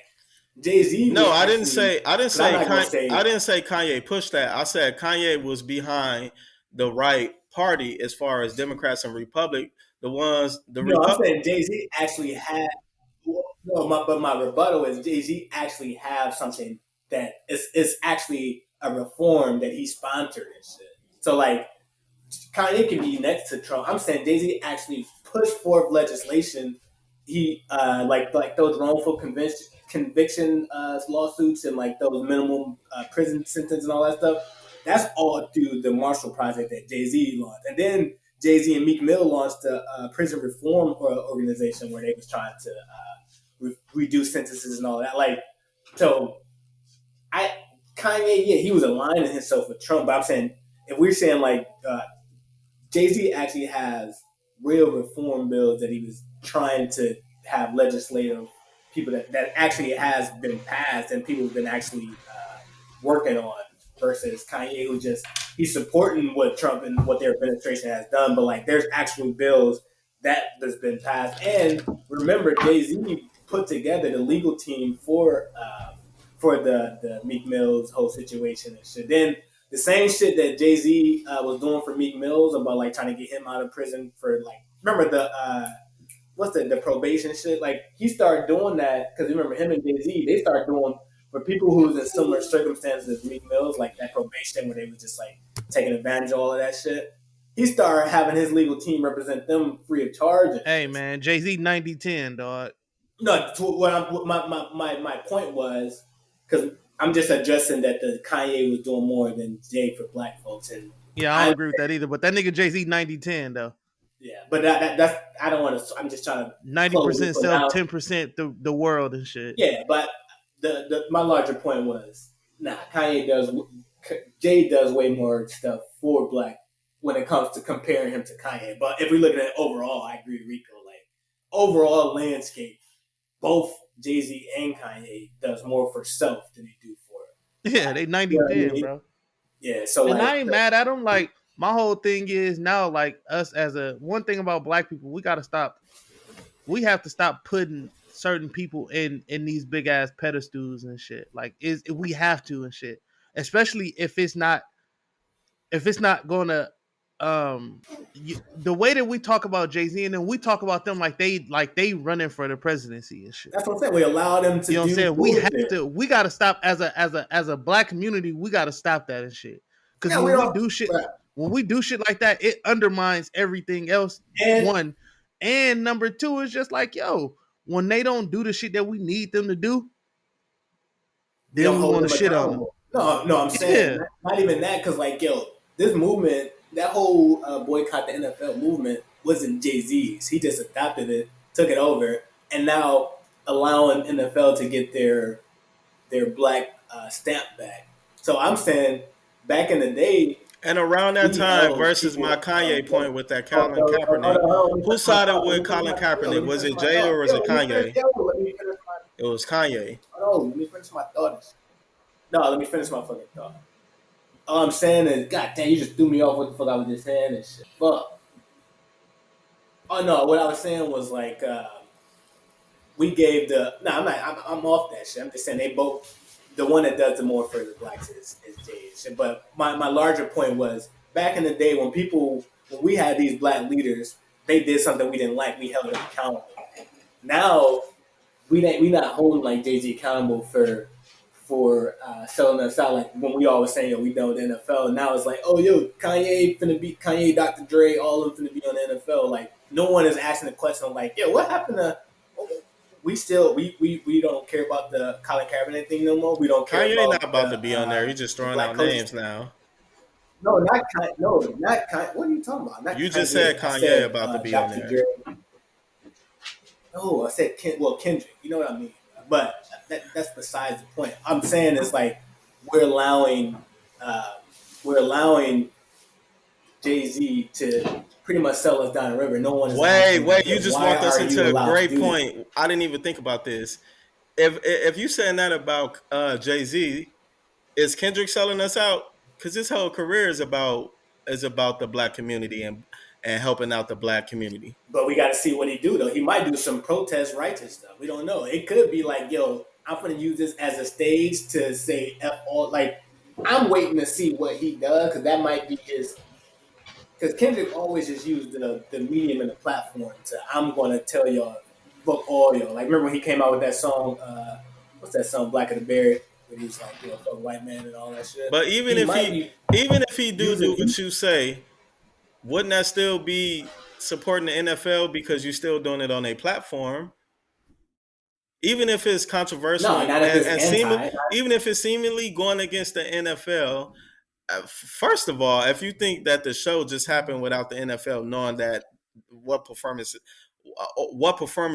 how the performance is about to go, then you're just oblivious. Ain't no way in hell Kendrick finna go up there and do something that the NFL had no idea that was about to happen.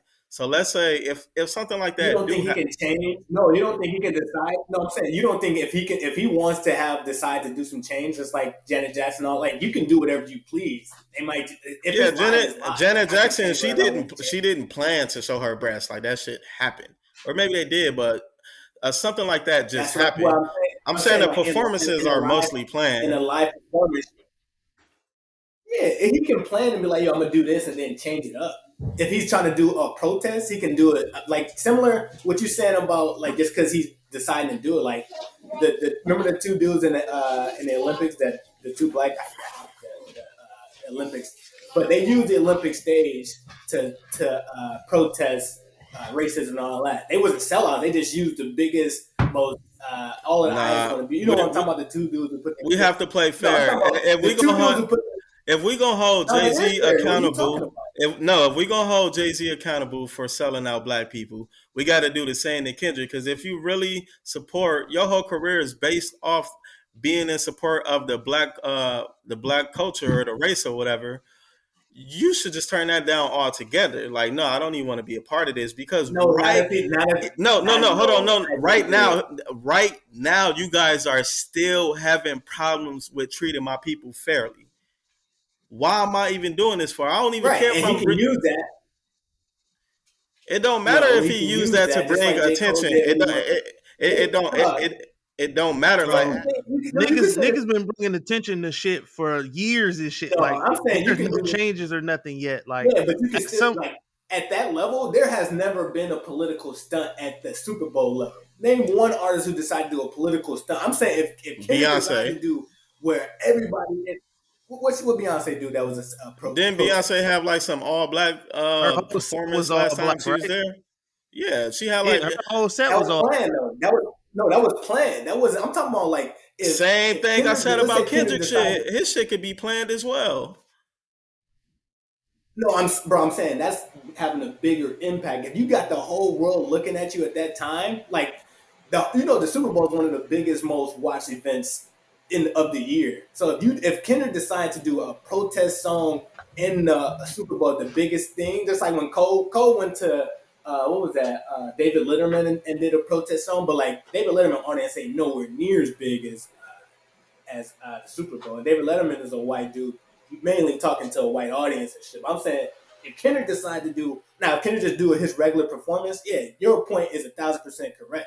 But I'm saying if Kendrick decides to do a protest and like a protest type of performance of where he just whatever it is, like if he decided to go down that rabbit hole, then I'll look at it much differently than he sold out. Okay, so answer this. That'd be a way more answer this. If Kendrick does exactly what you say he's gonna do, will it lower the viewership for the NFL or will the viewership go up? Lower. Yeah, especially if let's say Kendrick come out and Colin Kaepernick. Let's say Kendrick come out. That's not true. That's not true. When Colin Kaepernick was doing that, the NFL viewership did not go down. Their viewership went down when the pandemic hit. They should did not go down during that Colin Kaepernick. Are you listening? I never said it went down from what point? No, Rico said I heard Rico in the background say it would go down. I was responding to him. No, I'm saying it will go down. No, yeah, and then you gotta ask yourself this: you don't know what he's gonna say. He could be like, "Yo, like let's say out of nowhere." You do know that the half of the viewership in the NFL is white people, right? Yeah, and hold on, Rico. I just want to present this to you making my point. You think white people care about Kendrick protesting black people problems? No, yeah, they do. Yeah, they love Kendrick, but no, let's say Kendrick. They love Kendrick more than they love being a white man themselves. Hold on, bro. Hold on. Because their numbers took a hit when the whole protest, but no, it didn't. That's a lie. What facts you have on that? No, it did. What are you talking What facts? Bro, I'm finna research it because you lying and shit. No, let me finish, bro. Damn. I'm not even trying to go down that point you talking. Just let me finish my thought, bro. What I'm saying is if Kendrick decides to come out Colin Kaepernick jersey, he decides to bring Colin Kaepernick on stage. If Colin Kaepernick fuck around and say something during the performance or whatever, you gonna still look at Kendrick Lamar as a sellout, and he's doing all this. That'll be huge. I'm not saying I'm looking at Kendrick as a sellout. I said if Kendrick go there and perform, and it's just a performance, even if it got something to do with what you said, where he protesting whatever. Oh, no, if it's just a performance. Even if he's protesting, at the end of the day, he's still there to the performance of the halftime show is to get the viewership up, right? It's part of the whole spectacle of the NFL Super Bowl.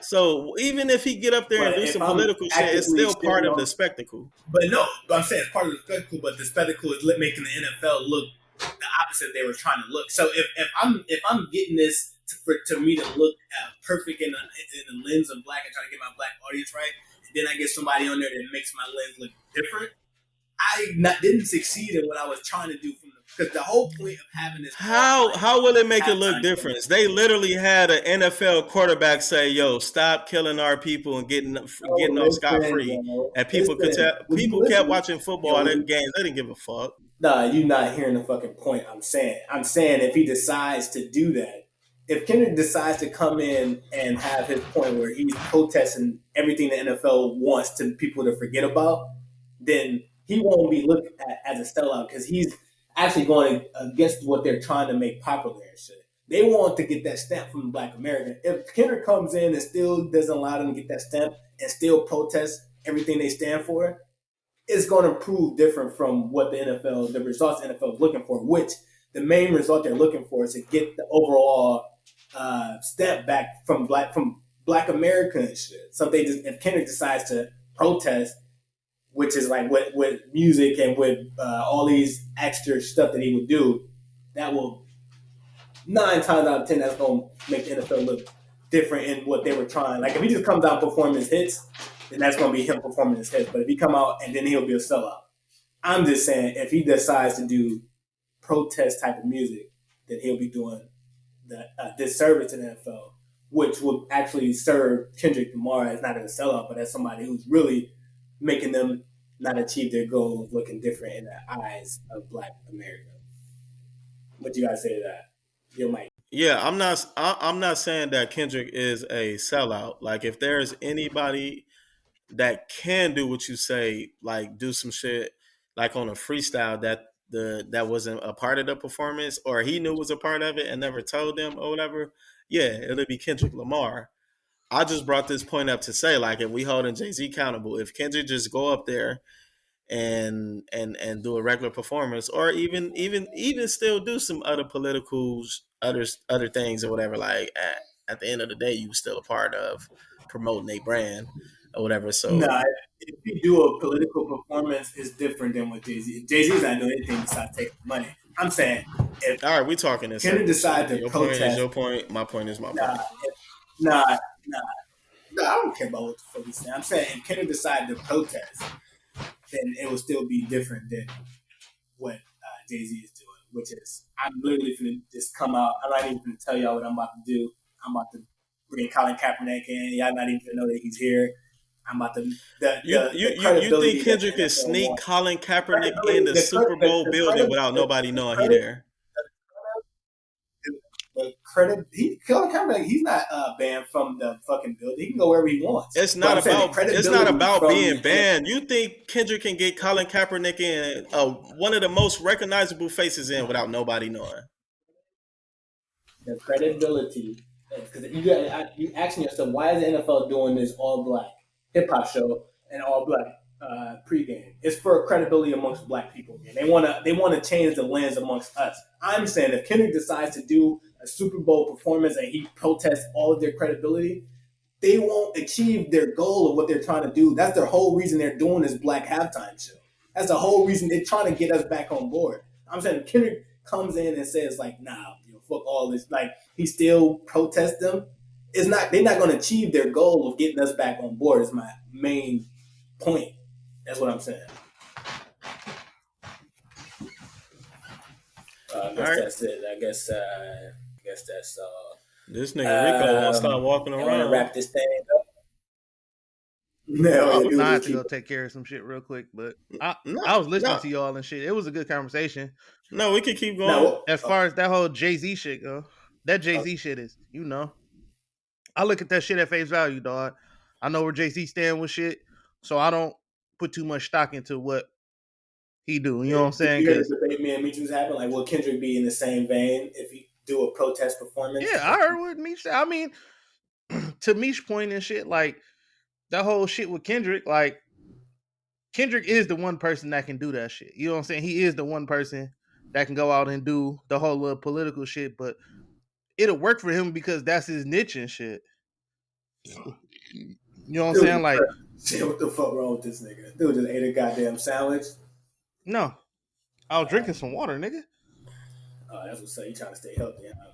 But yeah, you got more to add because I was about to go to the next topic. No, you can go to the next topic. That's cool. We actually got hella goddamn topics because this other topic, it was a Rico topic, but I'm trying to make sure he gonna be in the goddamn conversation or not, bro. But this nigga eating on the mic, bro. You gotta chill. So, what the fuck is going on? No, I think he feeding the daughter or something. No, he eating one of them rice cakes. I can hear that. Yo, come on, bro. Yo, you gotta chill, bro. We trying to have a serious podcast. Dog eating a Lunchable. Hell yeah, dude, fucking fat. Goddamn, I'm gaining 10 pounds. Talking about I'm losing 10 pounds. Under that. Rice cake. And you can see the weight literally coming out of his nose and shit. Nah, yeah, I can definitely see the fucking hog maw coming out of his ear and shit. But nah, so this topic I want to talk about is around the metaverse, right? So there was a story that came out where some lady she was using the metaverse, and Rico thinks he think that shit is funny. So she was in the metaverse. She said within like the first 20 to 30 seconds, she was raped immediately in the metaverse. I don't mean to laugh, but the way you use that word immediately, y'all is kind of reckless. Man.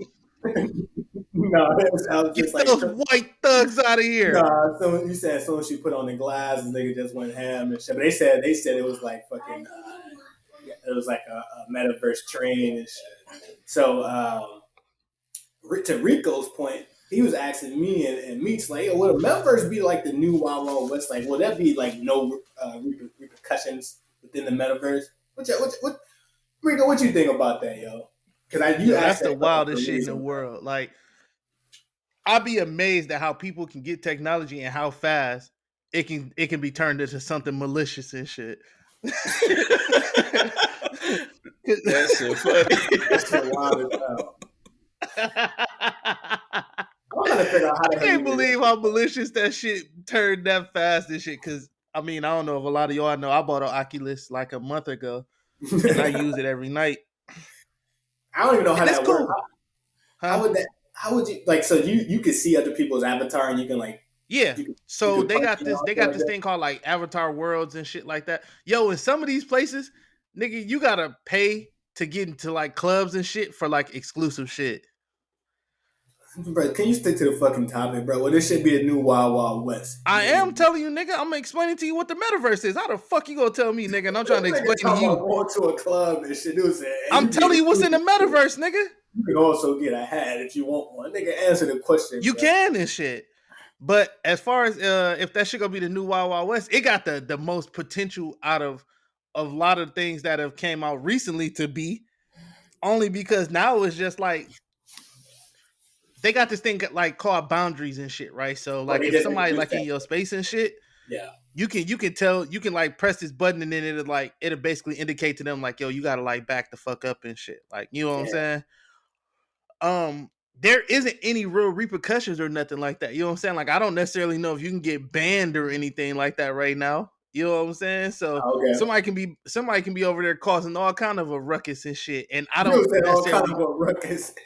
I don't necessarily know what the repercussions of be and shit. You know what I'm saying? Fortunately, everybody I ran into cool. Like me and a couple of guys and shit, they hit me up and like, yo, you want to go to the game and shit? And so we all mobbed to the game and shit. No, you know what I just thought of and shit? So like that shit is the lawless land, bro. Like I just thought about it like because it's unlimited potential and shit. Unlimited potential, but like so space, like how like you go outside, there's laws and all this shit, but like in this new world, there isn't any laws for anything, and there's any reason for you not to do something bad and shit. You know what I mean? Like the whole thing that happened to old girl, like this. To your point, does have the potential to be one of the worst things ever. And I was thinking this as I was thinking about this topic is like, I wonder how will the government, our government, or governments in particular, how they plan on managing this, but also creating laws for this. Because like, if somebody raped you in the metaverse, should there be some type of like jail sentence? Should there be some type of discipline for you? Because like, what if that happens to you, but then in the real world, it's so traumatic, you end up killing yourself here? Is the people that did it to you in the metaverse responsible for your real life reaction? Because this is uncharted territory for the government. And that's the thing about the government. Technology is moving so fast, they can't even keep up with how they want to govern civilians. Like, we got so many laws and shit. And there's so much shit that be out here in the world that, like you just said, they can't even govern. If they having a hard time governing the technicality shit that be going on in real life, the metaverse just opened up a whole nother can of worms and shit. Cause it's like, if you can't regulate regular shit that's fair, imagine what happens in the metaverse and shit where people like basically telling you that they go, I mean, essentially like she just said, like rape her and shit. You know what I'm saying? They can't technically do anything to those people and shit. Right. Like, cause I think they will probably use it like, you know how like they're like on Facebook and like Twitter and all of them social media sites and like, you guys should be regulated. We should have more control. they might use this as a way of like, we need more regulation, so we need That's more literally control what this over gonna your be and server. shit. Yeah, so we need to be have a watchful eye. This actually might be a bridge to allow the government to come in to watch you even more. You know what I mean? Because Yeah, this ain't nothing but another doorway for them to get exactly. So let's just keep it honest and shit. The government already in a space where they want to control literally almost every aspect of your life. They want to be able to track you. They want to be able to know all of your moves and shit already, right? When people do shit like this, because right now it's like it's like an open forum where it's free and shit almost. When people do shit like this, all it does is basically gives the government another nod or another notch up under their belt to be like, all right, this is why motherfuckers shouldn't have this kind of freedoms and shit like this. You know what I'm saying? We give y'all this. Y'all don't deserve all of these freedoms though and shit. Let's regulate some of this shit and see what we can do to A, line our pockets, and B, keep control. Because the number one thing that we all know that the government like to do is keep control and shit. You know what I'm saying? And they've been fighting this battle for a minute. They've been trying to get this. Oh man, the biggest battle of all is the privacy battle. That's what I'm saying. The biggest one. Mark Zuckerberg, he was in front of Congress like years and years. Like they've been trying to figure out how they can regulate social media, but it's like this is a private entity. So we even got to ask ourselves, like, some of these might be agents of the government. Like the old girl could have been a part of the government. They're like, all right, we need scenarios where this is happening so we can have jurisdiction on where we should be able to come in at. You know what I mean? Like if I say, this is happening and this is why we need the government to look over what's happening in this world because it has real world implications, they might just be using that to pretty much gain more control over social media and the metaverse and all that. What you guys say, Leach? Oh, I don't really have nothing on this. I don't really have too much knowledge of the metaverse, so that's. I was just gonna let you and Rico cover that. I mean, the metaverse ain't no different than Facebook and shit. Yeah, you know what I'm saying? Like that shit. Yeah, like all the technical shit that they be trying to do with Facebook is the shit that they go try to do with the metaverse, essentially. Do you think you should go to jail? Like, if you commit crimes within the metaverse, do you think if you was a government official? I don't know, dog. Go to jail and shit. I don't know, because it's like, on one hand, it's like technically you're really not harming that person physically, but you are harming the person mentally and shit. You know what I'm saying? And that's where the lines get blurred and shit. You know what I'm saying? Just like on social media, when like somebody's getting bullied on social media and then they end up killing themselves, it's like, should the person who egged them on as far as like the bullying on social media, should they be liable to that person? You know what I mean? Like, because like that is where the slippery slope. And I think as technology keeps moving, they don't have to figure out how they want to govern that slippery slope. But then the companies going to figure out. You damn near can't though. Like, how can you? The most that you can do, that ain't no different than like how they play self-defense rules and shit. You know what I'm saying? That shit only apply certain times and shit. You know what I'm saying? The technical term for self-defense is when you feel threatened by something.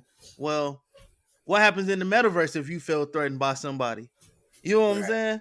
Like, what happens? Could you, if you was to tell somebody that you was gonna blow their fucking head off or something like that, ain't that threatening?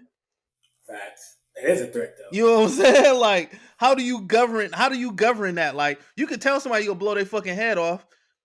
You mean to tell me if I tell you that in the metaverse, that if you come out in reality and feel that threatened about it, like, it's a real blurry line and shit. I mean, because I've never been in the metaverse. Let me ask you this shit: when you had those glasses on, don't it feel like you actually there though? Like it feels like you're there? Because I think that's the difference. Like the only difference between the metaverse and the regular world is basically like it's like physical sensations. Yeah, that's literally it. You know what I'm saying? Like, you still get to. You don't see actual humans and shit like that, but you see avatars and shit like that. They still treat it like a regular world and shit. Like, motherfuckers be in there hooping, watching movies together, all kind of shit. Yeah, you know what I'm saying? I ain't gonna lie, though. That shit sounds yeah. But like I said before, me and a couple of dudes, I met a couple of cool dudes. Like, they hit me up like, yo, the game is on tonight. Y'all want to go mob to the game or whatever? We mob to the game, all kind of shit. You know what I'm saying? Like, yeah. I don't know. I think the government got to figure out some shit though. Niggas gonna be getting their head blown in on this shit. But that pretty much wraps up the old metaverse. You know what I mean? And then our last topic is we got to get to some music and whatnot. First thing I would say is Cole, that feature wasn't it, but that shit was trash and shit. You know what I mean?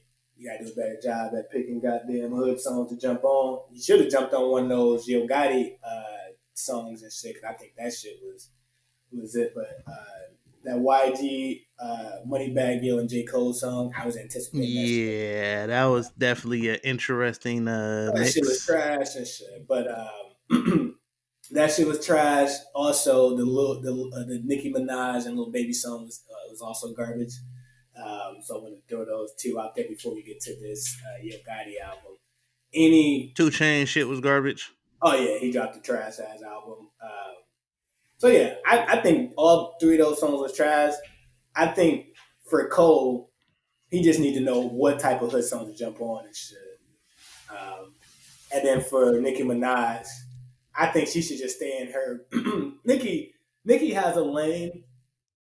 I think sometimes Nicki decides that she want to do something like I don't like. She sometimes leaves the lane that's worked for her and like go test some new shit, which is I don't know. It always sounds like she trying to do somebody else's sound and shit. Like this old song, this shit was too damn garbage and shit. And that Lil Baby verse was trash too and shit. Just throwing that out there. But what you gotta say, Reach? About what? About the little nigga and the Cole and all that shit. Just both songs and shit. Oh, well, yeah. As far as Cole, I think Cole needs to learn when it comes to a hood song, you want to be on a melodic hood song, and then you also want to do it with the new hood artist that's out popping right now. Like YG been washed in that field for years now, so that literally makes no sense at all. That's a good point. That's what Drake was doing. Drake was jumping on that when the new popping hood nigga that was rocking this shit. Yeah, and then as far as that Nicki Minaj and Lil Baby song, like I was telling y'all in the chat, like that song is trash because of Nicki. Like Nicki does not fit in that song at all. Y'all tried to dub that to Lil Baby because he was on the song with her.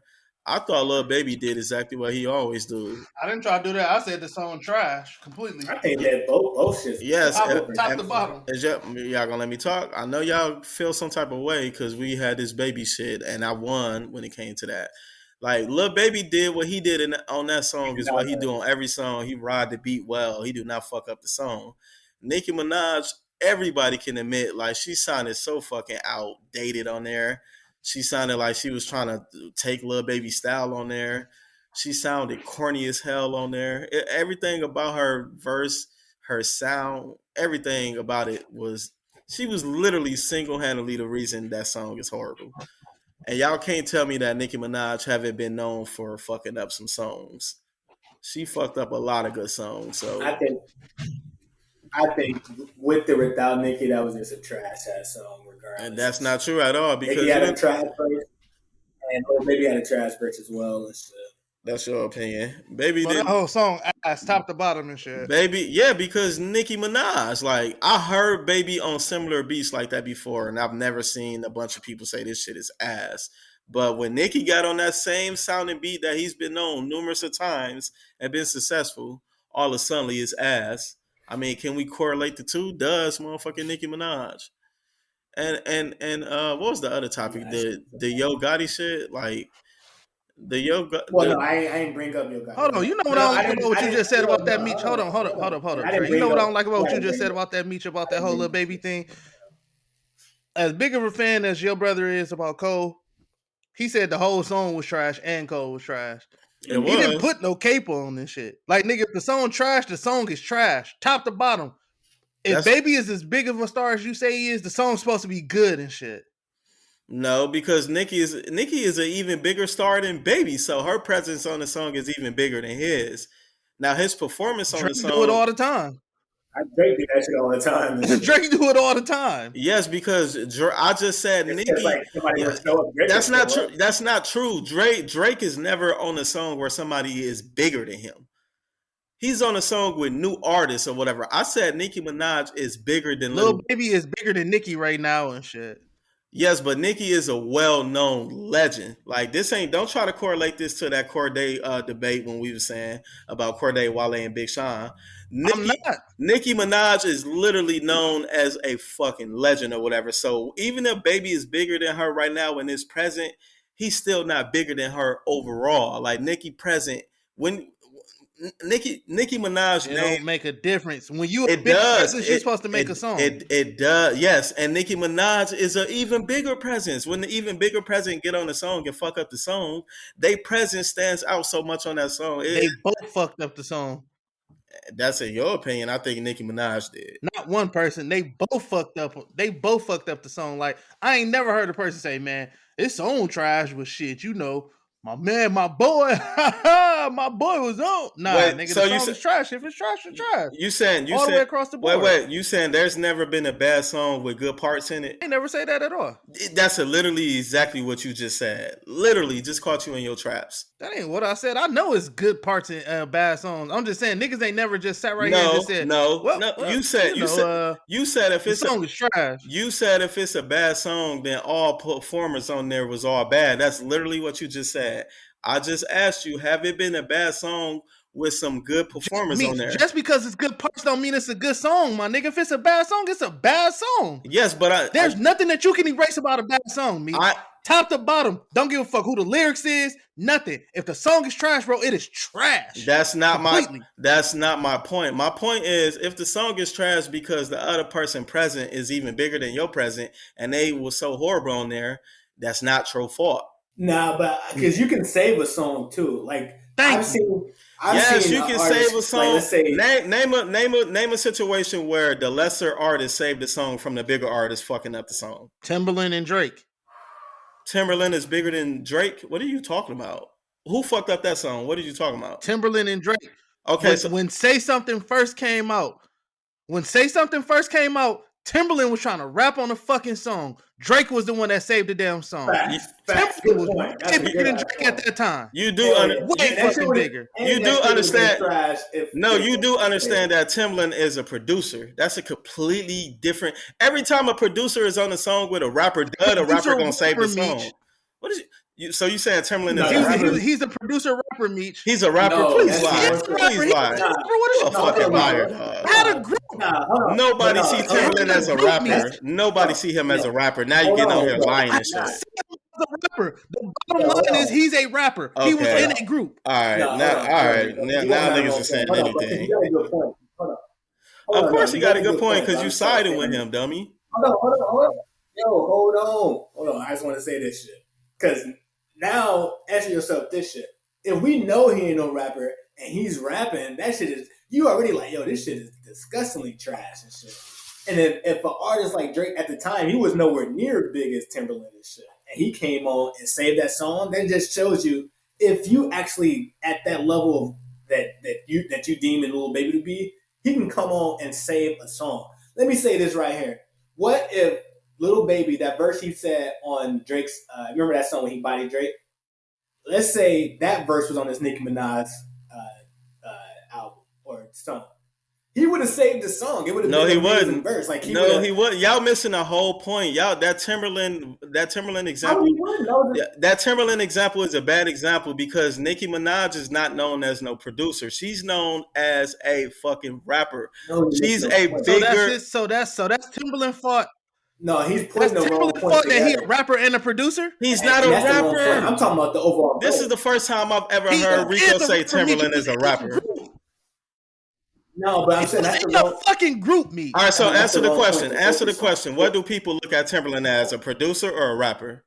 Oh, we walking down the wrong fucking lane. Niggas that don't know music gonna say he a fucking producer. He a rapper and a producer. No, that's not the right point. Exactly, dumb nigga. The point is Nicki had a subpar verse, right? Her verse was trash. Similar to Timberland. I'm not talking about who he is. I'm saying he was on his own. That matters. That matters. You can't remove that. That if you remove it, then I'm not even listening no more. Listen. I'm just talking about the content of what's happening. That's what I'm talking about. So that matters. You can continue, but that matters, though. Pay attention, bro. Yo, pay attention. I'm saying what he was saying was trash, right? What Timberland was saying was trash. We can all agree that the shit he was saying was trash. All encompassed. What Nicki Minaj was saying was trash. Drake followed up and said some shit. You was like, oh shit, I want to hear that shit again. It makes you enjoy the song because you want to hear that shit again. Nicki followed up with some trash shit, and then it was Baby turn to, all right, can you save this song to make you want to get to your verse again? Because there's been a 1,000 times when Drake would jump on some trash shit, and you just want to get to Drake part, just like Lil yes, because they were the lesser artists. Drake never jumped on a song where it was a bigger artist, and a bigger artist fucked up the song, and he had to save it. That was literally the case with Lil Baby and Nicki. Timberland is not a rapper; he's a producer. Don't even make sense. Bro, Timberland is a rapper producer. Meech, you're missing a fucking point. I'm saying no, y'all missing the point. If Lil Baby's verse was good, beside the fact of who he is, it would have been good regardless. I'm gonna give you another point right now. I got a point right now of an artist who outshined the bigger artist, and you couldn't wait to get to his point. You ready for this shit? Jayz, J. Cole, Star Is Born. Everybody knew Jay-Z verse on Star Is Born went shit. Niggas knew at the end of Star Is Born what was fucking finna happen. J. Cole was finna come. Okay, so did Jay-Z fuck up? Hold on, no, let me speak. Did Jay-Z fuck up the song Star Is Born like Nicki Minaj fucked up this song? It wasn't a good verse from Jay-Z. Did he fuck up the song? Verse. Answer the question, yes or no. Yeah, did he? Yes, it was a bad verse. So yes, it was a bad verse. Yes, you're lying. You just saying that right now to make your point because back then nobody said Jay-Z had a bad verse on there. I don't remember people saying that. Who said? So when you listen to that song, what would people want to do when they heard that song? They wanted to hear the song in entire. They wanted to hear J. Cole I've verse. never heard nobody. They wanted to hear Cole verse. Let's be honest, please, Rico. Be honest. Oh, Rico, be honest. Wait, Rico, be honest. What's up? Have you heard anybody around that time when Star Is Born came out? Did you hear anybody? Did you hear a large group of people saying Jay fucked up that song and J. Cole carried it? Because I don't remember J. that. Cole's a lesser artist. Okay, but then. So you said there was never a time when a lesser artist outshined the bigger artist. On the no, hold on, Rico, hold on. No, hold on, because you do understand. No, hold on, you do understand. Outshining the other artist versus the other artist that's bigger than you fucking up the song. You can outshine him. That's great. That's a highlight on the young performer. But if the bigger artist, fuck up the song, it's over. That's your opinion. He don't. He's done that on the similar beats over and over and over and over. It's never been a problem until he ran into Nicki Minaj and she fucked up the song. No, bro, you just being biased. I'm not being biased. I'm speaking all facts. I'm speaking all facts. How you speaking on fact? What? Because I gave y'all questions y'all could not answer that. You just made up a lie and said people said Jay-Z messed up Star Is Born. He a fucking liar. Answered. We just gave you like 5 different. I literally just answered it for you, Meech. I just gave you 5 different times. I can give you so many times a lesser artist came on and they made the song way better than. It's not about making it way better. It's did they get on the song with the bigger artist? The bigger artist fucked up the song and the lesser artist still made it better. Let me ask you this. So what did Lil Baby do on his Nicki song? What did he do for the song? The same thing that he do on every song. He ride the beat. No, what did he do? Did he make it better or no? He did what he always do. He adds to the song. No, answer the question, bro. He said Timberland ain't a rapper. No, he did not make the song better because Nicki Minaj is a bigger presence than him, and she did such a horrible job on it. So his performance. How many times I got to keep saying the same shit over and over? Yes, Baby did a good job on there. Baby did a good job on there. That's what he do on every song. But Nicki's presence is just larger than his. The fuck is you not understanding? Because his presence, Drake's presence was larger than him, and he outshined Drake. He couldn't outshine Nicki on that shit.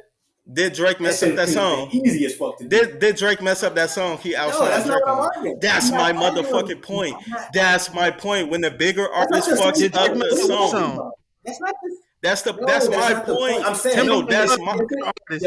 I'm saying Timberland is a producer. I'm not gonna keep going back and forth with you niggas. Meech, he has a fucking rap album. What are you talking about? Mitch is not holding this nigga accountable. I'm saying if this nigga drop a dope verse, it's a dope verse regardless. I understand that you're a young nigga and you don't know all music, but Timberland is a rapper. Rico, you like 3 years. He was in the group. You like 2 to 3 years older than me, so stop making it seem like you so far older than me. Stop. With you, how the fuck do you don't even know stuff like this? He was a rapper. You want to know why I don't know stuff like that? Because it wasn't important. His producer career is important, not Timberland is a rapper. Timberland is not a fucking rapper. When he raps, when he raps, he's a producer rapper. They never say Timberland a rapper. They say Timberland a producer. He helped usher in a whole nother sound. Nah, Mitch is trying to stay on producing. He's trying to let Baby get a pass and drop the music. I'm not giving him a pass. I'm just speaking facts. Bruh.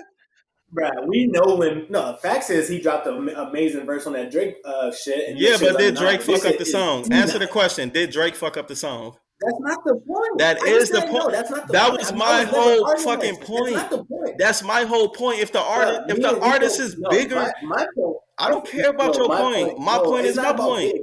Yo, Meech, it's not about no. Yes, it is, dumb nigga. I'm saying he dropped the trash. His verse was trash too. That's what I'm saying. In your opinion, because you don't like Baby, because he proven you to be wrong multiple times.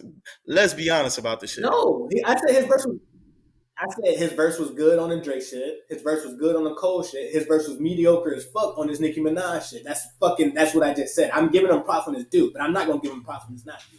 And you know when he drops some fire shit. Of course I do. What you talking about? All right, I'm not finna go back and forth with you, niggas. I know, and I know when Baby drops some fire shit because you flame the group chat when he dropped. You want to know? You want to know why I didn't do this at all? Because Nicki Minaj, the bigger artist, fucked up the song. That's my fucking point. So you wouldn't just jump on like, yo, Baby spaz. Not if the song is garbage because of the bigger artist. It ain't even no point in bringing up him spazzing because Nicki's presence on the song is bigger than his because she's the bigger artist. What do you not understand? That's not it. They both have mediocre verses. If he had a fire verse, let's agree to disagree.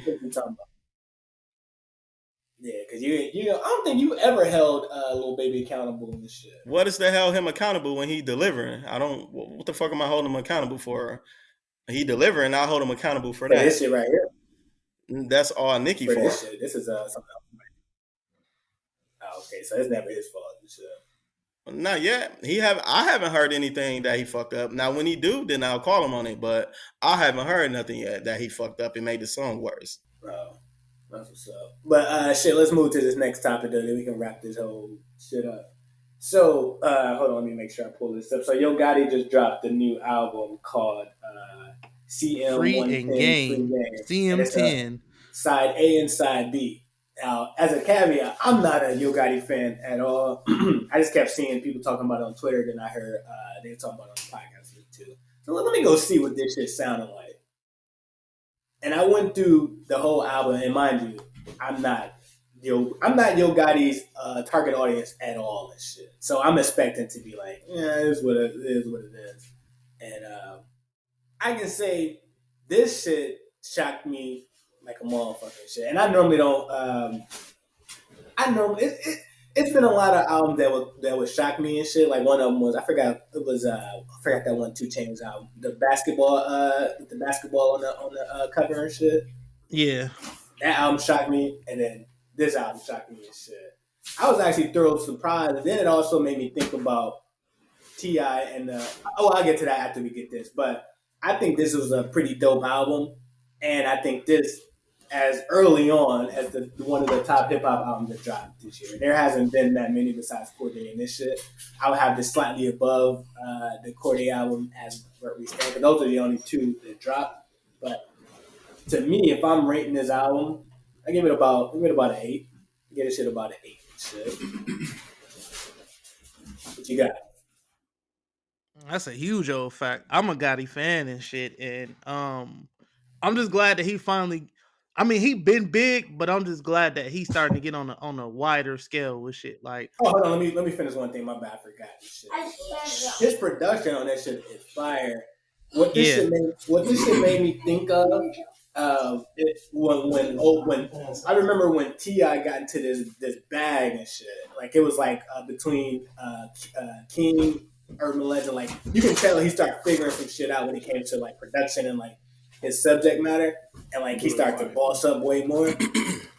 I'm starting to notice that that's happening with Yo Gotti now, because like he's actually changing my perception of how I saw him. Similar to when T.I. graduated from Urban Legend to King, and shit was like I can tell when an artist starts to like figure some shit out, as far as like from a sound, like how to deliver some shit. And to me, Gotti has entered that realm of where T.I. was at with that like King, and like he got his formula down pat to a T and shit, from production, subject matter, hooks, how he want to roll some shit out. I think dude is killing that shit, especially with his album and shit. So I just wanted to add that shit there. Go redo it. Nah, I'm just finally glad that he finally getting some recognition. On the one hand, of him being a fairly decent rapper, he's smoking this executive role that he got going on too and shit. He got some real big people over there, and he even I fuck with Moneybag heavy, and I really fuck with ESTG and shit. I'm not too big on 42 Doug. ESTG signed with Gotti. Yeah. And Moneybag, yo, like dog got everybody that's on the radio. A handful of motherfuckers that's on the radio essentially is signed to Gotti and shit. And I just like how he is as a leader and shit. You know what I'm saying? Like that song Family Tree. I don't know if that's the one that you shared in the chat or whatever, but when I was listening to it yesterday, it just made me feel good. He was just talking about like how everybody on his team bosses like, nigga, y'all ain't leaves on the tree, y'all are branches, y'all are extension of me now and shit. You know what I'm saying? I shared giving back though. That giving back shit, that'd be hard as a yeah. He real big on that, and it's just like he did it. He finally got an album where everybody like, all right now, like nigga, this the one and shit. Yeah, he picked his beats good, lyrics was good. I said you it's know what southern, I'm saying? Like southern Nipsey. I'm getting southern Nipsey vibe, mainly on side B and shit. Side B, I'm getting like a southern Victory Lap type of vibe and shit. Yeah, he gave up a lot, dog, and I like it a lot. I'm happy that he getting his just due, dog. You know what I'm saying? And I'm proud of him. Like, what's your rating on it though? I give it about an 8 as well. It's a really solid album, especially he ain't a super lyrical nigga, but he lyrical enough where he can tell you a story and it be good. Like you can understand where he coming from with shit. And when you can do that, that's a win right there. Wait, where you got it on the top hip hop album so far? Oh, he definitely number one. This shit smokes, Corday. And it's not even close and shit. I mean, I'm not gonna shit because I still like the Corday. I'm not gonna just shit on it. But I do, but this shit smokes it. Production, lyrics. He picked his features well. Yeah, that shit's hard. Bro, he won me. He got me to fucking listen to it and actually like it and shit. I was like, what the fuck? I got songs from the album on playlists and shit. I'm like, what the hell? This shit actually goes and shit. So mainly from side B though. I fuck with side B heavy. All right, but go Meech. All right. Number one, this is that overreaction shit people be calling my brother out on, because for you to compare him to T.I. when T.I. was on top is just a fucking joke. Like, he not even close to where T.I. was at. You missed it. I never say he was T.I. I said he's in his you gotta start taking me out of context, but I never said he was. I'm saying when T.I. was at this zone, I'm talking about a state of mind, a zone that he's in. I'm saying he's there in his zone, not that he's making T.I. music and shit. I'm saying when T.I. was from Urban Legend to fucking King and shit, the zone. So don't take me out of context saying I'm comparing him to T.I. Even with that, like even with the zone, like are you talking about how the music sounds, or what you mean by zone? Yeah. When I said zone, I said like I remember how T.I. you could start telling T.I. was like bossing up and he figured out his sound and all this shit. Okay.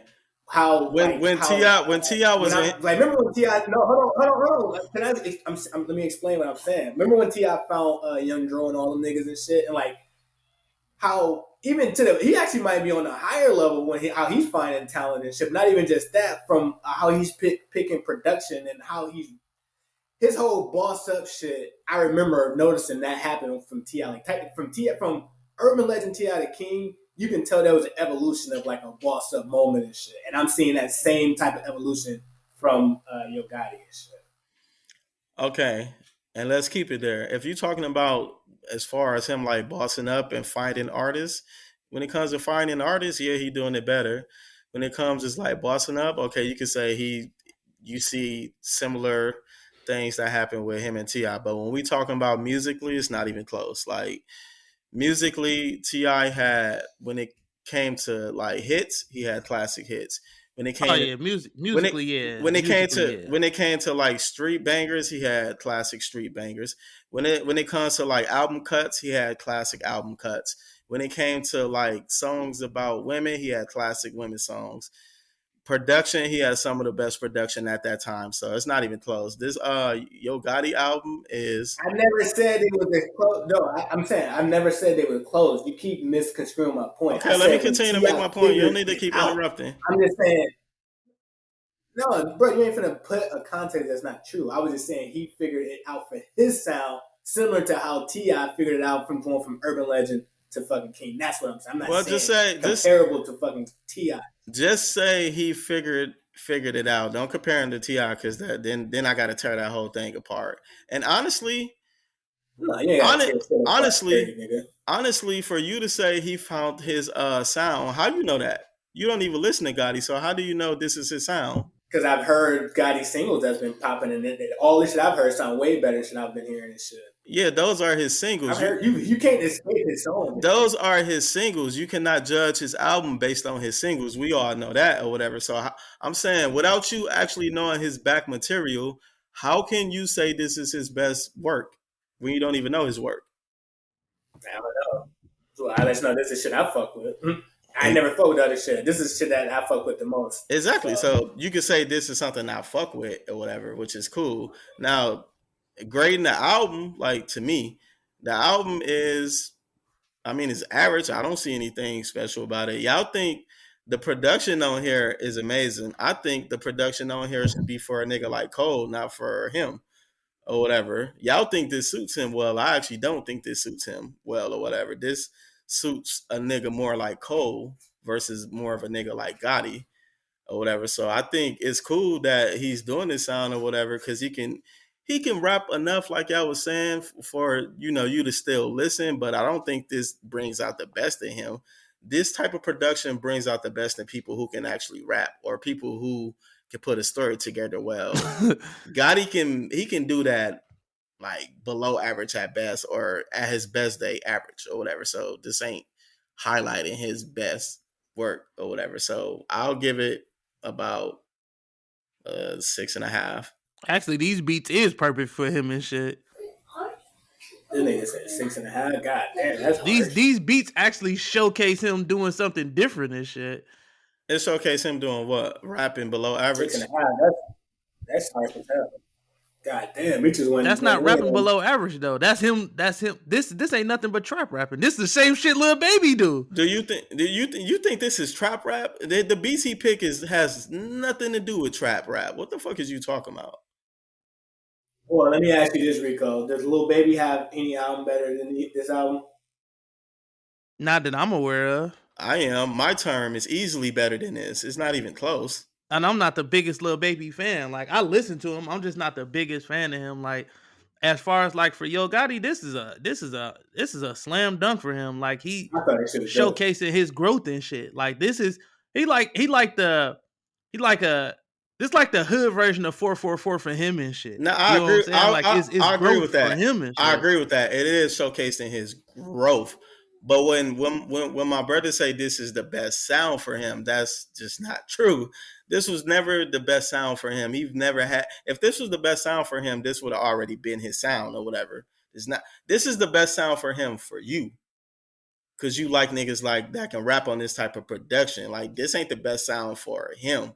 Why you still arguing that? No, shit, because if that's the case, then 2 Chainz should have had this kind of production and shit. You know what I'm saying? I'm saying I already said for me. So you missing? Don't. That's between you and Rico. I'm trying to figure out you give it a 6.5. You said it was trash. Go with that shit. I'm not saying it's trash. I'm saying it's average. There's nothing on here. 6.5 is an average. 7 is average. 6.5. I mean, at the end of the day, it's close enough to average. It's subjective, and I ain't mad at what Meech say. You know what I'm No, saying? Like, I'm I ain't saying, mad let at me- Meech let me- for feeling the way he feels 6.5 about that. Just Let me explain Below why, that. though. I don't see y'all can't tell me nothing on here that's outstanding. Like, you can say the production is outstanding. I can go find niggas who can rap and have the same production. Like, what that the Family Tree song is amazing and shit. that's one song Right, out of he's like not keeping the same. that's one song out of how many songs he got on there. He got like 17 songs, if not even more. Like I'm not gonna lie, that He is got a couple of songs on here that's really good and shit. The 2 songs I just posted in the chat, them shits are fucking fire and shit. I'm not look. He got two good songs. Look, I download. You said 2 good songs out of like what 18 songs he got on the album and shit. The fuck. I didn't mean to say he got 2 good songs. He got really good songs on here and shit. And on but it's only half, 2 songs that you want to listen to though, right? How he got a you said so where that 2 number come from? No, Meech, you took it out of context. Where did that 2 come from? I was looking at his what's the name? I was looking at his album because it's a 2-part album, Meech. Okay, I'm looking at the album right now and shit because I was gonna get you the songs. Okay, so no, what you mean? Give me. I listened to the album. Tell me how many songs you have downloaded off of that album. I got Giving Back. You don't got to name all of them. I like the Cold Gangster song. So you don't want me to name them off? No, I want you to count and tell me how many songs do you have? Did you take off of that album and put on a playlist of yours? Out of 11 songs off the first one, I got 5. On side B, out of 22 songs, I got like 8 or 9. Okay, so that's a good average for you for both of those. All right, my brother, how many do you have? Let's see what I got. You got like 2. Most of my shit on side. No, on the first side, I got Giving Back. How many? You ain't got to say them, just say the number. Family Tree. No, I'm just trying to remember all the numbers. Giving Back. I got 3 off the first side. Okay, 3 off of how many songs was on the first one? 11. It's 11 songs. He took 3 off of there. That's not a good average. Go to the next one. 1, 2. How about 7 on the side B? 7 out of 22. Side B. That's good for you. No, that's what I'm about to say. That's a decent amount. For me, I'm not. This is not my lane. So that's what I'm saying. If I'm looking at what I'm expecting Yo Gotti to have and shit, I think this is a dope album. I'm not gonna shit on him. I think this is a dope album. And like I said, side B is the side I fuck with. I mean, it ain't. At the end of the day, we got to remember it ain't shitting on the artist. If you know what I'm saying, like everybody shit is concisive and shit. You know what I'm saying? Yeah, I'm not shitting on it. I'm saying a 6.5 is pretty close to a 7. It's average. Feeling the way he feels. I'm gonna tell you, my ears is different from both of y'all's because I'm a Gotti fan and shit. You know what I'm saying? I've been listening to Gotti. That's what I'm saying, and I'm for not a long ass time and shit. Bro, if I'm not a fan and I got 10 of songs off your new album, that has to speak volumes and shit. All right, can I tell y'all how many I have? Not even a fan of your music. Can I tell y'all how many I have? This is got 3. This is off of side B. I didn't even know there was a side A. So, and side B have 22 songs. I got 4, and the 4 is Thinking Hours, If I Ever Thought, Free Game, and Family Tree. That's 4 songs out of 22. Like, how great is this? I don't know. Like 4 out of 22. Well, that's not the best. That's worse than. Well, I mean, you got a whole nother side and shit. And that's worse than if you ain't even hear side A, then you got a whole nother. But I heard the one the one that y'all like the most, and that's the one where I only picked 4 songs out of 22. Y'all both picked more songs out of side B, so it would make more sense. I'm saying what you said. No, but what you said that like you saying side B is more like cold sounding. Side A is his regular like ratchet shit. Yeah, that's his regular shit. So you would like that more since that's what you're looking for anyways. And shit. So if you go to side A, you don't know what I'm looking for. I never said I wanted that more. No, I'm just saying. You like good shit, Meech. Everything that you share in the chat be dirty as fucking shit. No, I like good music, bro. Good music is good music. And also, speaking of that, like, hey, listen, you like also, for niggas to get punched in their shit. I ain't mad at you. Also, let's switch the topic. That Lupe song was garbage as a bitch. I didn't understand what my brother was so hyped about on that song. Like, I would never listen to that again. Yeah, I'll be honest with you. That shit was okay and shit. That shit ain't. That shit wasn't what you said it was. It was okay and shit. That shit was garbage? Yeah, you. No, it wasn't garbage No, to me. you It said was okay and you shit. said Food and Liquor Lupe was back. That's just a classic case of you jumping out the window. Like, you know, Food and Liquor is one of the greatest hip hop albums ever and shit. It sounded like Food and Liquor to me. Fuck wrong with this nigga. This nigga said Food.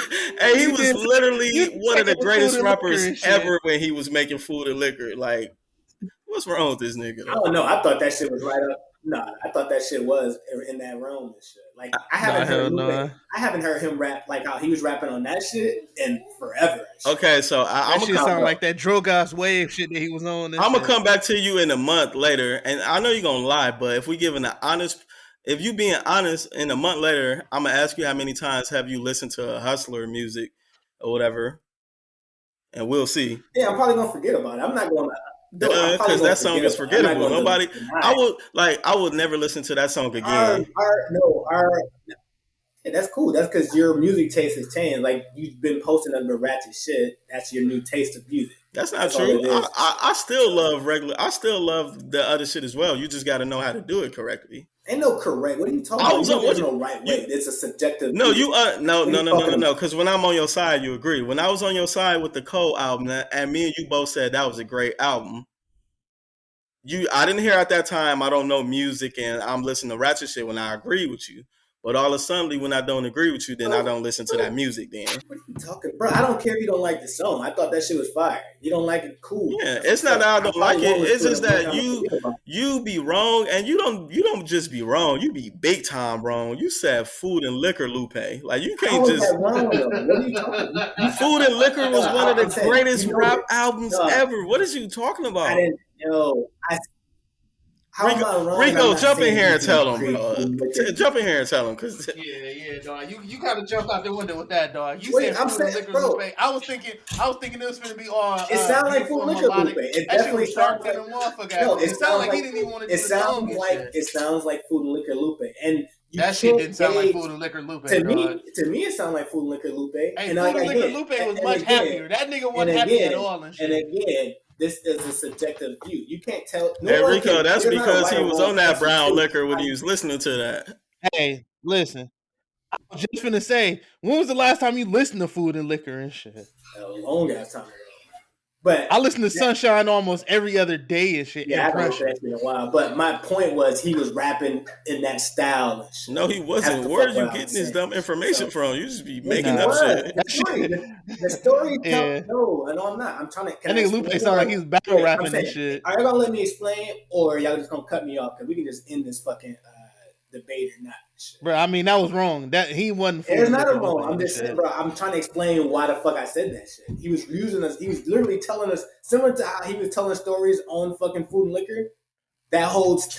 Lupe always tells stories. No, not like how he was. Bro, I haven't heard him tell a story like this. Like, what's that? Little Terry got a gun on the cool. Every song, Lupe is always telling a story. All I'm saying, I haven't heard him tell a story like how he was telling a story on the Hustler music. I haven't heard that type of story since Food and Liquor and shit. And I'm gonna stand by that shit. So y'all can tell me I'm wrong, whatever. That's my point of view and shit. Wrong. And like I said, there's not. I'm pretty positive. I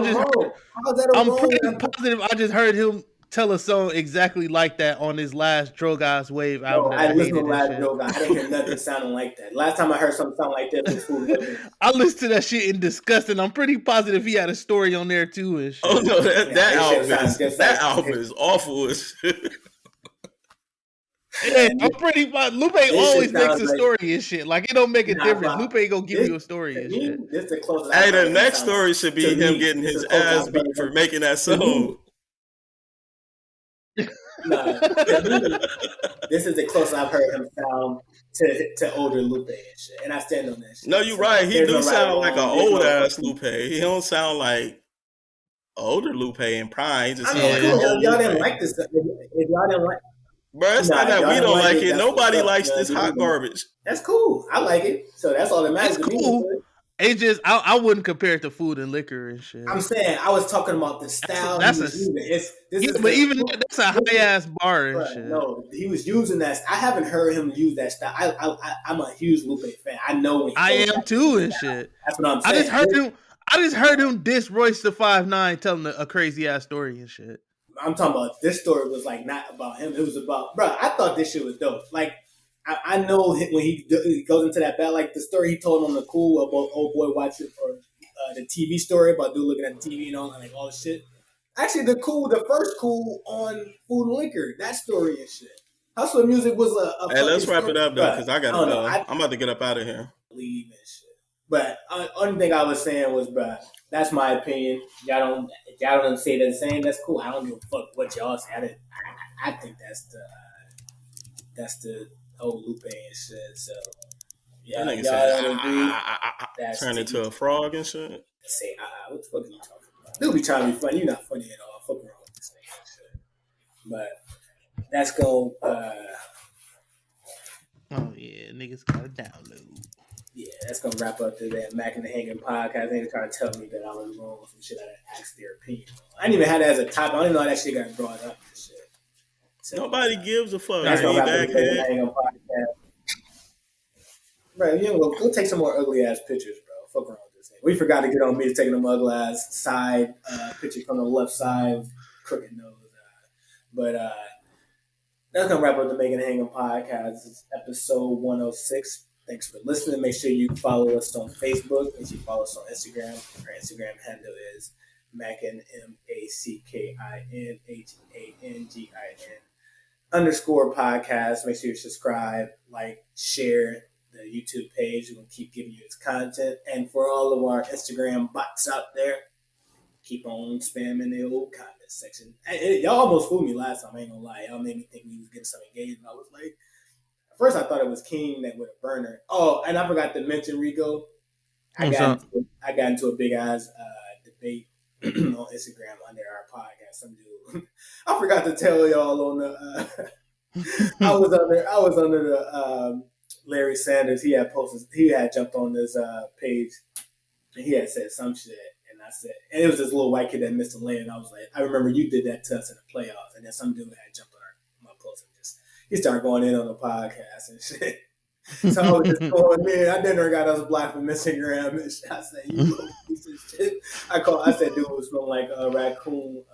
I said some wild ass shit. And then Instagram was like, we might block you and shit. So, I forgot to let niggas know I didn't got our page shut down because I was arguing with some dude on Instagram and shit. But that's going to wrap up the podcast. Thanks for listening. See you next week. Peace.